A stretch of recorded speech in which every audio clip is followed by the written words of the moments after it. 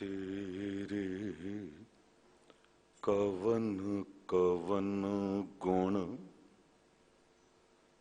तेरे कवन कवन गुण, कह कह गामा तू साहिब गुणी निधाना। तुमरी महिमा बरन ना साकों, तू ठाकुर ऊच भगवाना। तुमरी महिमा बरन ना साकों, तू ठाकुर ऊच भगवाना। शब्दावतार बाणी दे बोहित, जुगोह जुग अटल, परम सम्मान योग, परम सत्कार योग, चवर छतर तखत के मालिक, साहिबे कबाल, साहिबे बरकत, साहिबे कमाल, मुर्शदे कामल, कामले रहबर, रोशने चिराग नूरे नजर, पीरां दे पीर, बाबियां दे बाबे, जोगियां दे जोगी, नाथां दे नाथ, रहबरां दे रहबर, गुरुआं दे गुरु, धन धन पिता साहिब गुरु ग्रंथ साहिब जी दी पावन हजूरी तो महान सतगुरु अष्टम बलवीरा, अठवें पातशाह बाला प्रीतम साहिब गुरु हरकृष्ण साहिब जी दे पावन पवित्र महान इतिहासक अस्थान गुरुद्वारा बंगला साहिब तो गुरु की कथा सुन रही सन्मान योग साध संगत जीओ, गुरु की बख्शी फतेह बुलाओ। वाहिगुरु जी का खालसा, वाहिगुरु जी की फतेह।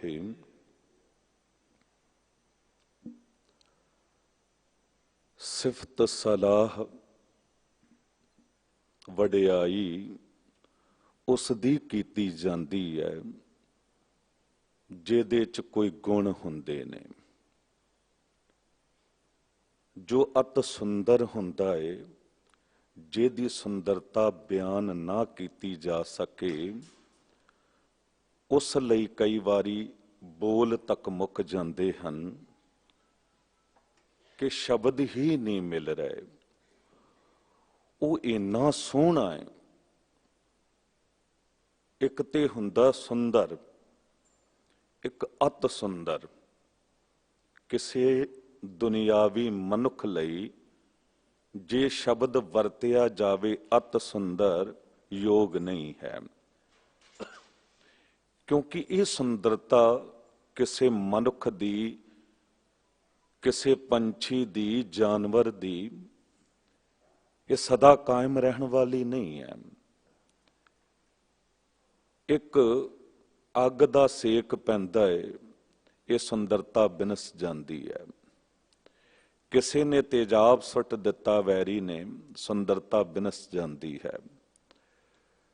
कोई झक्खड़ झुले, कोई एक्सीडेंट होया, सुंदरता दा नाश हो जाता है। बाहर दी सुंदरता सदा कायम रहने वाली नहीं है, पर अंदर दी सुंदरता जो है, जो गुण करके अंदर सुंदरता बनी है, वो सदा कायम रहती है। दुनिया च वेखदियां किसे कोल एक गुण है, मिठा बहुत बोलता है। ओदी मिठी जुबान सब नूं अपना बना लैंदी है। लोग तारीफ करते ने कि कदी कौड़ा नहीं बोलता। कोई किसी विच होर गुण है, दया है, हर दा भला करदा है, ओदी वडियाई लोग करते ने। पर किसे किसे कोल एक गुण हुंदा, किसे कोल दो गुण होणगे। कहा है ना जननी जनै ता भगत जन, कै दाता कै सूर, ਨਾ ਹੈ ਤਾਂ ਜਨਨੀ ਬਾਂਝ ਰਹੇ, ਕਾਹੇ ਗਵਾਵਹਿ ਨੂਰ। ਐ ਮਾਂ, ਜੇ ਤੂੰ ਬੱਚੇ ਨੂੰ ਜਨਮ ਦਿੱਤਾ ਹੈ, ਉਹਨੂੰ ਦਾਤਾ ਬਣਾ, ਜੋ ਕਿਰਤ ਕਰ ਰਿਹਾ, ਮਿਹਨਤ ਕਰ ਰਿਹਾ ਹੈ, ਉਹਦੇ ਵਿੱਚੋਂ ਲੋੜਵੰਦਾਂ ਦੀ ਮਦਦ ਵੀ ਕਰੇ। ਜੇ ਦਾਤੇ ਵਾਲਾ ਗੁਣ ਨਹੀਂ ਹੈ ਉਹਦੇ ਵਿੱਚ, ਤੇ ਘੱਟੋ ਘੱਟ ਉਹਨੂੰ ਸੂਰਮਾ ਬਣਾ। ਕਿਤੇ ਜ਼ੁਲਮ ਹੋ ਰਿਹਾ ਹੋਵੇ, ਅਨਿਆਂ ਹੋ ਰਿਹਾ ਹੋਵੇ, ਉੱਥੇ ਉਹ ਡਟ ਕੇ ਖੜਾ ਹੋਵੇ, ਮਜ਼ਲੂਮ ਨੂੰ ਬਚਾਵੇ। ਜੇ ਇਹ ਦੋ ਗੁਣ ਵੀ ਨਹੀਂ ਨੇ ਤੇ ਫਿਰ ਇੱਕ ਕੰਮ ਕਰ, ਉਹਨੂੰ ਭਗਤ ਬਣਾ ਦੇ। ਜੇ ਉਹਦੇ ਕੋਲ ਭਗਤੀ ਆ ਗਈ ਤੇ ਫਿਰ ਇਹ ਦੋਨੋਂ ਗੁਣ ਦੌੜ ਕੇ ਉਹਦੇ ਕੋਲ ਆਪੇ ਹੀ ਆ ਜਾਣਗੇ। ਭਗਤ ਜੋ ਹੁੰਦਾ ਹੈ ਉਹ ਸੂਰਮਾ ਵੀ ਹੁੰਦਾ ਹੈ। ਭਗਤ ਕਬੀਰ ਸਾਹਿਬ ਜੀ ਨੂੰ ਵੇਖ ਲਓ, ਡਰੇ ਕਿਤੇ ਸਿਕੰਦਰ ਲੋਧੀ ਤੋਂ, ਡਰੇ ਕਿਤੇ। ਜੇ ਗਠੜੀ ਬਣਾ ਕੇ ਸੁੱਟ ਦਿੱਤਾ ਗਿਆ ਹਾਥੀ ਦੇ ਸਾਹਮਣੇ, ਕੋਈ ਡਰ ਹੈ? ਭਗਤ ਪ੍ਰਹਲਾਦ ਨੂੰ ਕੋਈ ਡਰ ਹੈ? ਅੱਗ ਦੇ ਭਾਂਬੜ ਹੋਣ। ਭਗਤ ਰਵਿਦਾਸ ਜੀ ਨੂੰ ਕੋਈ ਡਰ ਹੈ? ਨਹੀਂ। ਭਗਤ ਸੂਰਮਾ ਵੀ ਹੁੰਦਾ ਹੈ ਤੇ ਭਗਤ ਦਾਤਾ ਵੀ ਹੁੰਦਾ ਹੈ। ਆਪਣੇ ਮੂੰਹ ਦੀ ਬੁਰਕੀ ਵੀ ਦੂਜੇ ਦੇ ਮੂੰਹ ਚ ਪਾਉਣ ਦਾ ਹੀਆ ਰੱਖਦਾ ਹੈ। ਮਤ ਹੁੰਦੀ ਹੋਏ ਇਆਣਾ, ਤਾਣ ਹੁੰਦੇ ਹੋਏ ਨਿਤਾਣਾ, ਮਾਣ ਹੁੰਦੇ ਹੋਏ ਨਿਮਾਣਾ, ਅਣ ਹੁੰਦੇ ਕੋ ਆਪ ਵੰਡਾਏ, ਕੋਈ ਐਸਾ ਭਗਤ ਸਦਾਏ। ਹੋਵੇ ਕੋਈ ਇਹੋ ਜਿਹਾ ਭਗਤ। ਇੱਕ ਇੱਕ ਗੁਣ ਕਿਸੇ ਕੋਲ ਹੋਵੇ ਨਾ ਤੇ ਉਹਦੀ ਤਾਰੀਫ ਹੁੰਦੀ ਹੈ, ਉਹਦੀ ਸਿਫਤ ਸਲਾਹ ਹੁੰਦੀ ਹੈ। ਤੇ ਜਿੱਥੇ ਗੁਣਾਂ ਦੀ ਖਾਨ ਕੋਈ ਹੋਵੇ, ਗੁਣ ਹੀ ਗੁਣ ਹੋਣ, ਤੇ ਉਹ ਗੁਣ ਨਾਸ਼ ਵੀ ਨਾ ਹੋਣ ਵਾਲੇ ਹੋਣ। ਜੋ ਅਤ ਸੁੰਦਰ ਹੋਵੇ, ਅਤ ਸੁੰਦਰ ਮਨਮੋਹਨ ਪਿਆਰੇ ਦੀ ਗੱਲ ਜੇ ਕਰੀਏ, ਉਹ ਮਨ ਨੂੰ ਮੋਹ ਲੈਣ ਵਾਲਾ ਹੋਵੇ। ਉਹ ਇੰਨਾ ਸੁੰਦਰ ਹੋਵੇ ਕਿ ਸ਼ਬਦ ਮੁੱਕ ਜਾਣ ਉਹਦੀ ਸਿਫਤ ਸਲਾਂਘਾ ਕਰਦਿਆਂ ਕਰਦਿਆਂ, ਤੇ ਕਹਿ ਦਿੱਤਾ ਜਾਵੇ ਹਮਰੀ ਜੇਬਾ ਏਕ ਪ੍ਰਭ, ਹਰ ਕੇ ਗੁਣ ਅਗਮ ਅਥਾ, ਹਮ ਕਿਉਂ ਕਰ ਜਪਹਿ ਇਆਣੀਆਂ, ਹਰ ਤੁਮ ਵੱਡ ਅਗਮ ਅਗਾਹ। ਤੇਰੀ ਸੁੰਦਰਤਾ ਬਿਆਨ ਕਰਨ ਲੱਗਿਆ ਇੱਕ ਜੀਵ ਨਹੀਂ ਬਿਆਨ ਕੀਤਾ ਜਾ ਸਕਦਾ। ਤੇਰੀ ਥਾਂ ਨਹੀਂ ਪਾ ਸਕਦਾ ਕੋਈ, ਤੈਨੂੰ ਕੋਈ ਗਾਹ ਨਹੀਂ ਸਕਦਾ। ਇਹ ਕਿਸ ਦੀ ਗੱਲ ਹੋ ਰਹੀ ਹੈ? ਜਿਸ ਦੇ ਬਾਰੇ ਕਿਹਾ ਗਿਆ, ਤੇਰਾ ਨਾਮ ਰੂੜੋ ਰੂਪ ਰੂੜੋ, ਅਤ ਰੰਗ ਰੂੜੋ ਰਾਮਈਆ। ਰੂੜੋ ਦਾ ਅਰਥ ਹੁੰਦਾ ਸੋਹਣਾ, ਅਤ ਸੁੰਦਰ। ਮਾਲਕ ਵਾਹਿਗੁਰੂ ਤੇਰਾ ਤੇ ਨਾਮ ਵੀ ਬਹੁਤ ਸੋਹਣਾ ਹੈ। ਤੂੰ ਆਪ ਬੜਾ ਸੁੰਦਰ ਹੈ। ਤੇਰਾ ਰੂਪ ਜੋ ਹੈ ਉਹ ਅਨੂਪ ਹੈ, ਉਪਮਾ ਕੀਤੀ ਨਹੀਂ ਜਾ ਸਕਦੀ। ਤੂੰ ਇਤਨਾ ਬੇਅੰਤ ਹੈ। ਉਸ ਮਾਲਕ ਵਾਹਿਗੁਰੂ ਜੀ ਦੀ ਸਿਫਤ ਸਲਾਹ ਗੁਰੂ ਅਮਰਦਾਸ ਸਾਹਿਬ ਸਤਿਗੁਰੂ ਜੀ ਦਾ ਇਹ ਸ਼ਲੋਕ ਕਰ ਰਿਹਾ ਹੈ। 7 ਨੰਬਰ ਸ਼ਲੋਕ ਤੇ 8 ਨੰਬਰ ਸ਼ਲੋਕ ਦੀ ਆਪਾਂ ਨੇ ਅੱਜ ਵਿਚਾਰ ਕਰਨੀ ਹੈ। ਕਰੋ ਕਿਰਪਾ ਮਨ ਜੇ ਕਿਤੇ ਭਟਕ ਰਿਹਾ ਏ, ਮਨ ਨੂੰ ਆਵਾਜ਼ ਮਾਰੋ, ਮਨ ਪਰਦੇਸੀ ਵੇ ਪਿਆਰੇ, ਆਓ ਘਰੇ ਤੇ ਇੱਕ ਵਾਰੀ ਗੱਜ ਕੇ ਉਚਾਰਨ ਕਰੋ, ਸਤਨਾਮ ਸ੍ਰੀ ਵਾਹਿਗੁਰੂ। ਇੱਕ ਵਾਰੀ ਫਿਰ ਕਰੋ ਕਿਰਪਾ, ਸਤਨਾਮ ਸ੍ਰੀ ਵਾਹਿਗੁਰੂ। ਜਿਹੜੇ ਮੱਥਾ ਟੇਕ ਰਹੇ ਹੋ, ਗੁਰੂ ਕੀ ਦੇਗ ਲੈ ਰਹੇ ਹੋ, ਜੋੜਾ ਘਰ ਚ ਜੋੜੇ ਜਮਾ ਕਰਾ ਰਹੇ ਹੋ, ਜ਼ਰੂਰ ਕੁਝ ਸਮਾਂ ਗੁਰੂ ਦਰਬਾਰ ਵਿੱਚ ਟਿਕ ਕੇ ਬੈਠ ਜਾਓ। ਚੰਗਾ ਲੱਗ ਰਿਹਾ, ਸਾਹਮਣੇ ਇਕਾਗਰਤਾ ਬਹੁਤ ਮਿਲ ਰਹੀ ਹੈ। ਜ਼ਰੂਰ ਮਹਾਂਮਾਰੀ ਵੇਲੇ ਇੱਕ ਦੂਜੇ ਦਾ ਖਿਆਲ ਵੀ ਰੱਖਣਾ ਹੁੰਦਾ ਹੈ, ਪਰ ਕਈ ਵਾਰੀ ਇਉਂ ਹੁੰਦਾ ਹੈ, ਦਾਸ ਨੇ ਬੇਨਤੀ ਕੀਤੀ ਸੀ ਕਿ ਜਦ ਮਹਾਂਮਾਰੀਆਂ ਆਉਂਦੀਆਂ ਨੇ ਨਾ, ਇੱਕ ਬੜਾ ਸੁੰਦਰ ਉਦਾਹਰਣ ਦਾਸ ਦੇ ਸਾਹਮਣੇ ਆਇਆ। ਤੇ ਕੀ ਪਤਾ ਸਾਡੀ ਅੰਦਰ ਦੀ ਚੜ੍ਹਦੀ ਕਲਾ ਵਿਲ ਪਾਵਰ ਕਿਸੇ ਉਦਾਹਰਣ ਨੂੰ ਸੁਣ ਕੇ ਹੋਰ ਜ਼ਿਆਦਾ ਜਾਗ ਜਾਵੇ। ਜੁਨੈਦ ਫਕੀਰ ਹੋਇਆ, जिस दा जिक्र मस्कीन जी भी करते सन, होर विद्वान भी करते ने। रब नाल, परमात्मा वाहिगुरू नाल जुड़ी हुई रूह सी, सीधी जिस तरह गलबात करन वाला सी।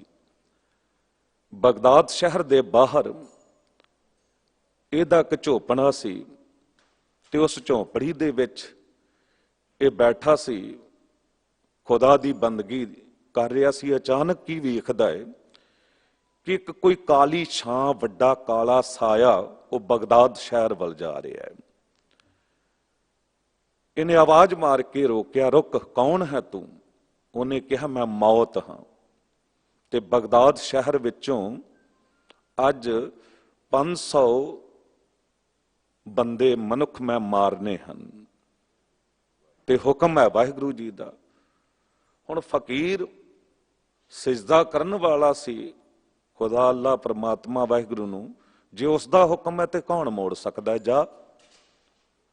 ਜਦ ਸ਼ਾਮ ਵੇਲੇ ਉਹੀ ਸਾਇਆ ਵਾਪਸ ਮੁੜਿਆ ਤੇ ਆਵਾਜ਼ ਮਾਰ ਕੇ ਰੋਕਿਆ, ਕਿਉਂਕਿ ਉਦੋਂ ਤੱਕ 500 ਨਹੀਂ, ਇੱਕ ਦਿਨ ਦੇ ਵਿੱਚ 5000 ਬੰਦੇ ਬਗਦਾਦ ਸ਼ਹਿਰ ਵਿੱਚ ਮਰ ਗਏ ਸਨ।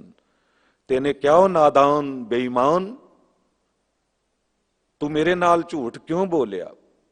ਜੇ ਤੂੰ ਮਾਰਨੇ ਹੀ 5000 ਸਨ ਤੇ 500 ਕਿਉਂ ਕਹੇ? ਉਹਨੇ ਕਿਹਾ, ਜੀ ਮੈਂ ਠੀਕ ਕਿਹਾ ਸੀ, ਮਾਰੇ 500 ਹੀ ਨੇ, ਪਰ ਉਹ 500 ਲੋਕਾਂ ਨੂੰ ਮਰਦਿਆਂ ਵੇਖ ਕੇ 4500 ਆਪੇ ਹੀ ਡਰ ਦੇ ਕਰਕੇ ਮਰ ਗਏ ਨੇ। ਜਦ ਮਹਾਮਾਰੀਆਂ ਆਉਂਦੀਆਂ ਨੇ, ਹਾਲਾਤ ਐਸੇ ਹੁੰਦੇ ਨੇ ਕਿ ਲੋਕ ਘਬਰਾ ਜਾਂਦੇ ਨੇ, ਪਰ ਅੰਦਰ ਵਾਹਿਗੁਰੂ ਨੇ ਇੱਕ ਚੜ੍ਹਦੀ ਕਲਾ ਦਿੱਤੀ ਹੈ। ਅੰਦਰ ਰੋਗ ਨਾਲ ਲੜਨ ਦੀ ਸ਼ਕਤੀਆਂ ਨੇ, ਅੰਦਰ ਕਈ ਗੁਣ ਮਨੁੱਖ ਦੇ ਮਾਲਕ ਵਾਹਿਗੁਰੂ ਜੀ ਨੇ ਟਿਕਾਏ ਨੇ। ਜ਼ਰੂਰ ਸਾਵਧਾਨੀਆਂ ਰੱਖਣੀਆਂ ਨੇ, ਪਰ ਗੁਰੂ ਤੋਂ ਦੂਰ ਨਹੀਂ ਹੋਣਾ, ਮਾਲਕ ਵਾਹਿਗੁਰੂ ਤੋਂ ਦੂਰ ਨਹੀਂ ਹੋਣਾ, ਕਿਉਂਕਿ ਉਹਦੇ ਹੁਕਮ ਹੈ ਸਭ ਕੁਝ। ਤੁਧ ਆਪੇ ਕਾਰਨ ਆਪੇ ਕਰਨਾ, ਹੁਕਮੇ ਜੰਮਣ ਹੁਕਮੇ ਮਰਨਾ। ਸਤਿਗੁਰੂ ਸਾਹਿਬ ਗੁਰੂ ਅਮਰਦਾਸ ਸਾਹਿਬ ਜੀ, ਉਸ ਮਹਾਨ ਸੁਪਰੀਮ ਪਾਵਰ ਜੋ ਪੂਰੀ ਦੁਨੀਆ ਦਾ ਮਾਲਕ ਹੈ, ਉਹਦੀ ਸਿਫਤ ਸਲਾਹ, ਉਹਨੂੰ ਸਲਾਉਣ ਦੀ ਗੱਲ ਕਰ ਰਹੇ ਨੇ। ਉਹਦੇ ਵਰਗਾ ਹੋਰ ਕੋਈ ਨਹੀਂ ਹੈ। ਸਤਿਗੁਰੂ ਗੁਰੂ ਨਾਨਕ ਦੇਵ ਸਾਹਿਬ ਜੀ ਨੇ ਕਿਹਾ ਕਿ ਜੇ ਤੇਰੀ ਉਪਮਾ ਕਰਨ ਤੇ ਆਈਏ ਤੇ ਕਿੰਨੇ ਕੁ ਕਰ ਸਕਦੇ ਆ। ਅਸੀਂ ਮੁੱਕ ਜਾਂਦੇ ਆ, ਸਾਡੇ ਸ਼ਬਦ ਮੁੱਕ ਜਾਂਦੇ ਨੇ। ਤੂੰ ਇਤਨਾ ਸੋਹਣਾ ਹੈ, ਤੂੰ ਆਪ ਸੋਹਣਾ ਹੈ, ਤੂੰ ਕੁਦਰਤ ਨੂੰ ਅਤ ਸੋਹਣਾ ਬਣਾਇਆ ਹੈ ਤੇ ਬਣਾ ਕੇ ਵੱਖ ਨਹੀਂ ਹੋ ਗਿਆ। ਦਾਸ ਨੇ ਇੱਕ ਦਿਨ ਬੇਨਤੀ ਕੀਤੀ ਸੀ ਕਿ ਕੋਈ ਕਲਾਕਾਰ ਕੋਈ ਮਿੱਟੀ ਦਾ ਭਾਂਡਾ ਬਣਾਉਂਦਾ ਹੈ, ਉਹਦੇ 'ਚ ਅਤ ਸੋਹਣੇ ਰੰਗ ਭਰ ਕੇ ਉਹਦੇ ਅੰਦਰ ਉੱਪਰ ਫੁੱਲ ਬੂਟੇ ਬਣਾ ਕੇ ਉਹਨੂੰ ਇੰਨਾ ਸੋਹਣਾ ਬਣਾ ਦਿੰਦਾ ਹੈ, ਪਰ ਬਣਾ ਕੇ ਵਿੱਚ ਨਹੀਂ ਬੈਠ ਜਾਂਦਾ, ਉਸ ਤੋਂ ਵੱਖ ਹੋ ਜਾਂਦਾ ਹੈ। ਉਹ ਭਾਂਡਾ ਜਗ੍ਹਾ ਜਗ੍ਹਾ ਜਾ ਕੇ ਵਿਕਦਾ ਹੈ। ਗਹਿਣੇ ਅਤ ਤੋਂ ਅਤ ਸੋਹਣੇ ਬਣਾਏ ਜਾਂਦੇ ਨੇ, ਪਰ ਬਣਾ ਕੇ ਕਲਾਕਾਰ ਵਿੱਚ ਨਹੀਂ ਬੈਠ ਜਾਂਦਾ, ਉਸ ਤੋਂ ਵੱਖ ਹੋ ਜਾਂਦਾ ਹੈ। ਫਰਨੀਚਰ ਐਸਾ ਐਸਾ ਸੋਹਣਾ ਬਣਾਇਆ ਜਾਂਦਾ ਹੈ ਕਿ ਵੇਖ ਕੇ ਲੋਕ ਅਸ਼ਸ਼ ਕਰ ਉੱਠਦੇ ਨੇ, ਪਰ ਬਣਾਉਣ ਵਾਲਾ ਵਿੱਚ ਨਹੀਂ ਬੈਠ ਜਾਂਦਾ, ਉਸ ਤੋਂ ਵੱਖ ਹੋ ਜਾਂਦਾ ਹੈ।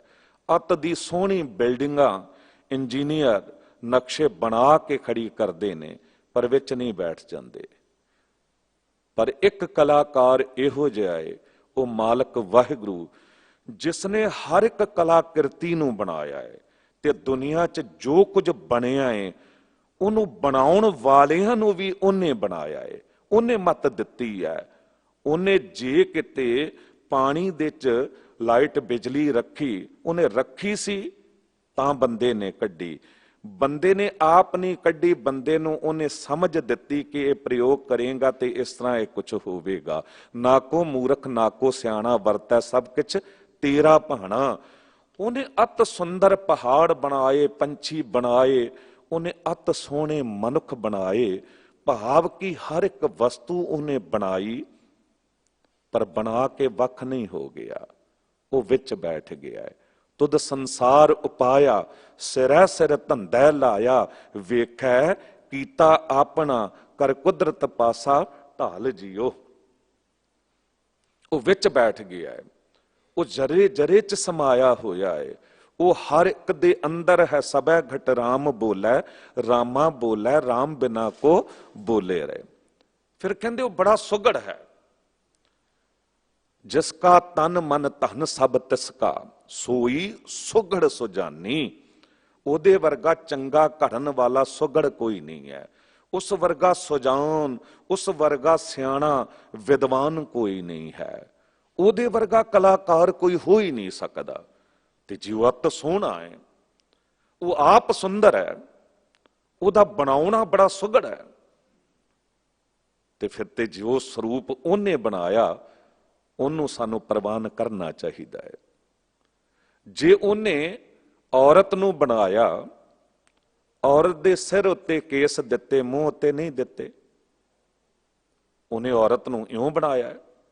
ਉਹਨੇ ਬੰਦੇ ਨੂੰ ਬਣਾਇਆ, ਸਿਰ ਉੱਤੇ ਵੀ ਕੇਸ ਦਿੱਤੇ ਤੇ ਚਿਹਰੇ ਉੱਤੇ ਦਾੜਾ ਵੀ ਦਿੱਤਾ। ਹੁਣ ਅਤ ਸੁੰਦਰ ਮਨਮੋਹਨ ਪਿਆਰੇ ਨੇ ਜੋ ਸਰੂਪ ਦਿੱਤਾ, कमाल दी गल है। मनुख नूं चंगा नहीं लगा। उन्हें औरतां वांग अपने चेहरे दे केस हटा लए। ओदी मर्जी सी, उन्हें शेरनी नूं केस नहीं दिते, शेर नूं दिते ने। ते चाहिदा है शेर उस तरह रवे ते वो रहिंदा है। हुण मनुख की करदा है कि सारी उम्र उस परमात्मा वाहिगुरू नाल मत्था लाउंदा है। जिथे भी मनुख केस कटेगा, परमात्मा उत्थे वध के होर ज्यादा दिंदा है। ये प्रकृति का नियम है। जे तुसी केस कटोगे या केसां नाल छेड़छाड़ कर दोगे एक बारी, भावें वो कोई औरत होवे भावें मर्द होवे, जे केसां नाल उन्हें छेड़छाड़ कर दिती, बेअदबी कर दिती, ते वो उतने ज्यादा आउणगे, क्योंकि परमात्मा वाहिगुरू चाहुंदा है कि तू केस रख। ਉਹਨੇ ਜੇ ਕਿਤੇ ਕੋਈ ਦਰਖਤ ਪੇੜ ਘਰਾਂ ਦੇ ਸਾਹਮਣੇ, ਲੋਕ ਕਿਹੜਾ ਪੇੜ ਰੱਖਦੇ ਨੇ, ਦਰਖਤ ਰੱਖਦੇ ਨੇ ਜੋ ਹਰਿਆ ਭਰਿਆ ਹੈ, ਜੋ ਫਲਦਾਰ ਦਰਖਤ ਹੈ, ਉਹ ਘਰ ਨੂੰ ਸ਼ੋਭਾ ਦਿੰਦਾ ਹੈ। ਤੇ ਜੇ ਕਿਤੇ ਉਹ ਦਰਖਤ ਰੁੰਡ ਮੁੰਡ ਹੋ ਜਾਵੇ, ਬਿਲਕੁਲ ਸੁੱਕ ਜਾਵੇ, ਸੁੱਕੇ ਦਰਖਤਾਂ ਨੂੰ ਘਰ ਦੇ ਸਾਹਮਣੇ ਕੋਈ ਰਹਿਣ ਨਹੀਂ ਦਿੰਦਾ, ਕਿਉਂਕਿ ਇੱਕ ਦਾਗ ਵਾਂਗ ਹੁੰਦੇ ਨੇ ਉਹ। ਤੇ ਸੋਹਣੇ ਮਾਲਕ ਵਾਹਿਗੁਰੂ ਜੀ ਦੀ ਗੱਲ ਚੱਲ ਰਹੀ ਹੈ। ਗੁਰੂ ਅਮਰਦਾਸ ਸਾਹਿਬ ਜੀ ਕਹਿੰਦੇ, ਸਾਲਾਹੀ ਸਾਲਾਹਣਾ ਹੀ ਸੱਚਾ ਸਾਲਾਹ। ਐਵੇਂ ਝੂਠੇ ਬੰਦਿਆਂ ਦੀ ਕੀ ਉਸਤਤ ਕਰੀ ਜਾਂਦਾ, ਚਾਪਲੂਸ ਬਣ ਕੇ ਐਵੇਂ ਲੋਕਾਂ ਨੂੰ ਖੁਸ਼ ਕਰੀ ਜਾਂਦਾ ਹੈ। ਜੋ ਅਤ ਝੂਠਾ ਹੋਵੇ, ਜੋ ਅਤ ਕਪਟੀ ਹੋਵੇ, ਦੁਨੀਆ ਨੂੰ ਲੁੱਟਣ ਵਾਲਾ ਹੋਵੇ, ਉਹਦੇ ਬਾਰੇ ਤੂੰ ਸਿਫਤ ਦੇ ਬੋਲ ਬੋਲੇ, ਕੀ ਲਾਭ ਹੋਵੇਗਾ? ਤੂੰ ਸਿਫਤ ਸਲਾਂਘਾ ਕਰਨੀ ਹੈ ਤੇ ਕਰ ਮਾਲਕ ਵਾਹਿਗੁਰੂ ਜੀ ਦੀ। ਉਹ ਅਤ ਸੋਹਣਾ ਹੈ ਤੇ ਉਹਨੇ ਜੋ ਰੂਪ ਦਿੱਤਾ ਹੈ, ਉਹਨੂੰ ਬਚਾ ਕੇ ਰੱਖ। ਉਹ ਇਤਨਾ ਬੇਅੰਤ ਹੈ ਕਿ ਗੁਰੂ ਨਾਨਕ ਦੇਵ ਸਾਹਿਬ ਜੀ ਕਹਿੰਦੇ ਨੇ, ਕੋਟ ਕੋਟੀ ਮੇਰੀ ਆਰਜਾ, ਪਵਨ ਪੀਣ ਅਪਿਆਓ, ਚੰਦ ਸੂਰਜ ਦੋਇ ਗੁਫੈ ਨਾ ਦੇਖਾਂ, ਸੁਪਨੇ ਸੌਣ ਨਾ ਥਾਉ, ਭੀ ਤੇਰੀ ਕੀਮਤ ਨਾ ਪਵੈ, ਹਉ ਕੇਵਡ ਆਖਾਂ ਨਾਉ। ਜੇ ਮੈਂ ਤੇਰਾ ਮੁੱਲ ਪਾਉਣ ਤੇ ਆਵਾਂ, ਤੂੰ ਤੇ ਅਨਮੋਲ ਹੈ, ਮੁੱਲ ਪੈ ਹੀ ਨਹੀਂ ਸਕਦਾ ਸਾਰੀ ਦੁਨੀਆ ਦਾ, ਮੁੱਲ ਤੂੰ ਪਾਉਣ ਵਾਲਾ ਹੈ। ਜੇ ਤੇਰੀ ਸਿਫਤ ਕਰਨ ਤੇ ਆਵਾਂ, ਤੇ ਇਹ ਤੇ ਬੜੀ ਛੋਟੀ ਉਮਰ ਹੈ, 25-50 ਸਾਲ ਦੀ, ਕਰੋੜਾਂ ਸਾਲ ਉਮਰ ਹੋ ਜਾਵੇ ਮੇਰੀ, ਕੋਟ ਕੋਟੀ ਮੇਰੀ ਆਰਜਾ, ਪਾਉਣ ਪੀਣ ਅਪਿਆਓ, ਮੈਂ ਪਵਨਹਾਰੀ ਹੋਵਾਂ, ਮੈਨੂੰ ਕੋਈ ਖਾਣ ਦੀ ਲੋੜ ਨਾ ਪਵੇ, ਬਸ ਤੇਰੀ ਸਿਫਤ ਸਲਾਂਘਾ ਕਰੀ ਜਾਵਾਂ। ਚੰਦ ਸੂਰਜ ਦੇ ਗੁਫਾ ਨਾ ਦੇਖਾਂ, ਇਹੋ ਜਿਹੀ ਗੁਫਾ 'ਚ ਬੈਠ ਜਾਵਾਂ ਕਿ ਨਾ ਮੈਨੂੰ ਸੂਰਜ ਨਜ਼ਰ ਆਵੇ, ਨਾ ਚੰਦਰਮਾ, ਮੇਰਾ ਧਿਆਨ ਨਾ ਭਟਕਾਉਣ। ਮੈਂ ਸੁਪਨੇ ਵਿੱਚ ਵੀ ਸੌਣ ਦੀ ਨਾ ਸੋਚਾਂ, ਬੰਦਾ ਕਹਿ ਦਿੰਦਾ ਕਿ ਮੈਨੂੰ ਤੇ ਸੁਪਨੇ ਵਿੱਚ ਵੀ ਵੇਲ ਨਹੀਂ ਹੈ, ਮੈਨੂੰ ਕੋਈ ਵੇਲ ਹੀ ਨਾ ਹੋਵੇ, ਹਰ ਵੇਲੇ ਪ੍ਰਮਾਤਮਾ ਵਾਹਿਗੁਰੂ ਤੇਰਾ ਨਾਮ ਜਪੀ ਜਾਵਾਂ, ਪਰ ਕੀ ਕਰਾਂ ਵੀ ਤੇਰੀ ਕੀਮਤ ਨਾ ਪਵੈ, ਹਾਂ ਕੇਵਡ ਆਖਾਂ ਨਾਮ।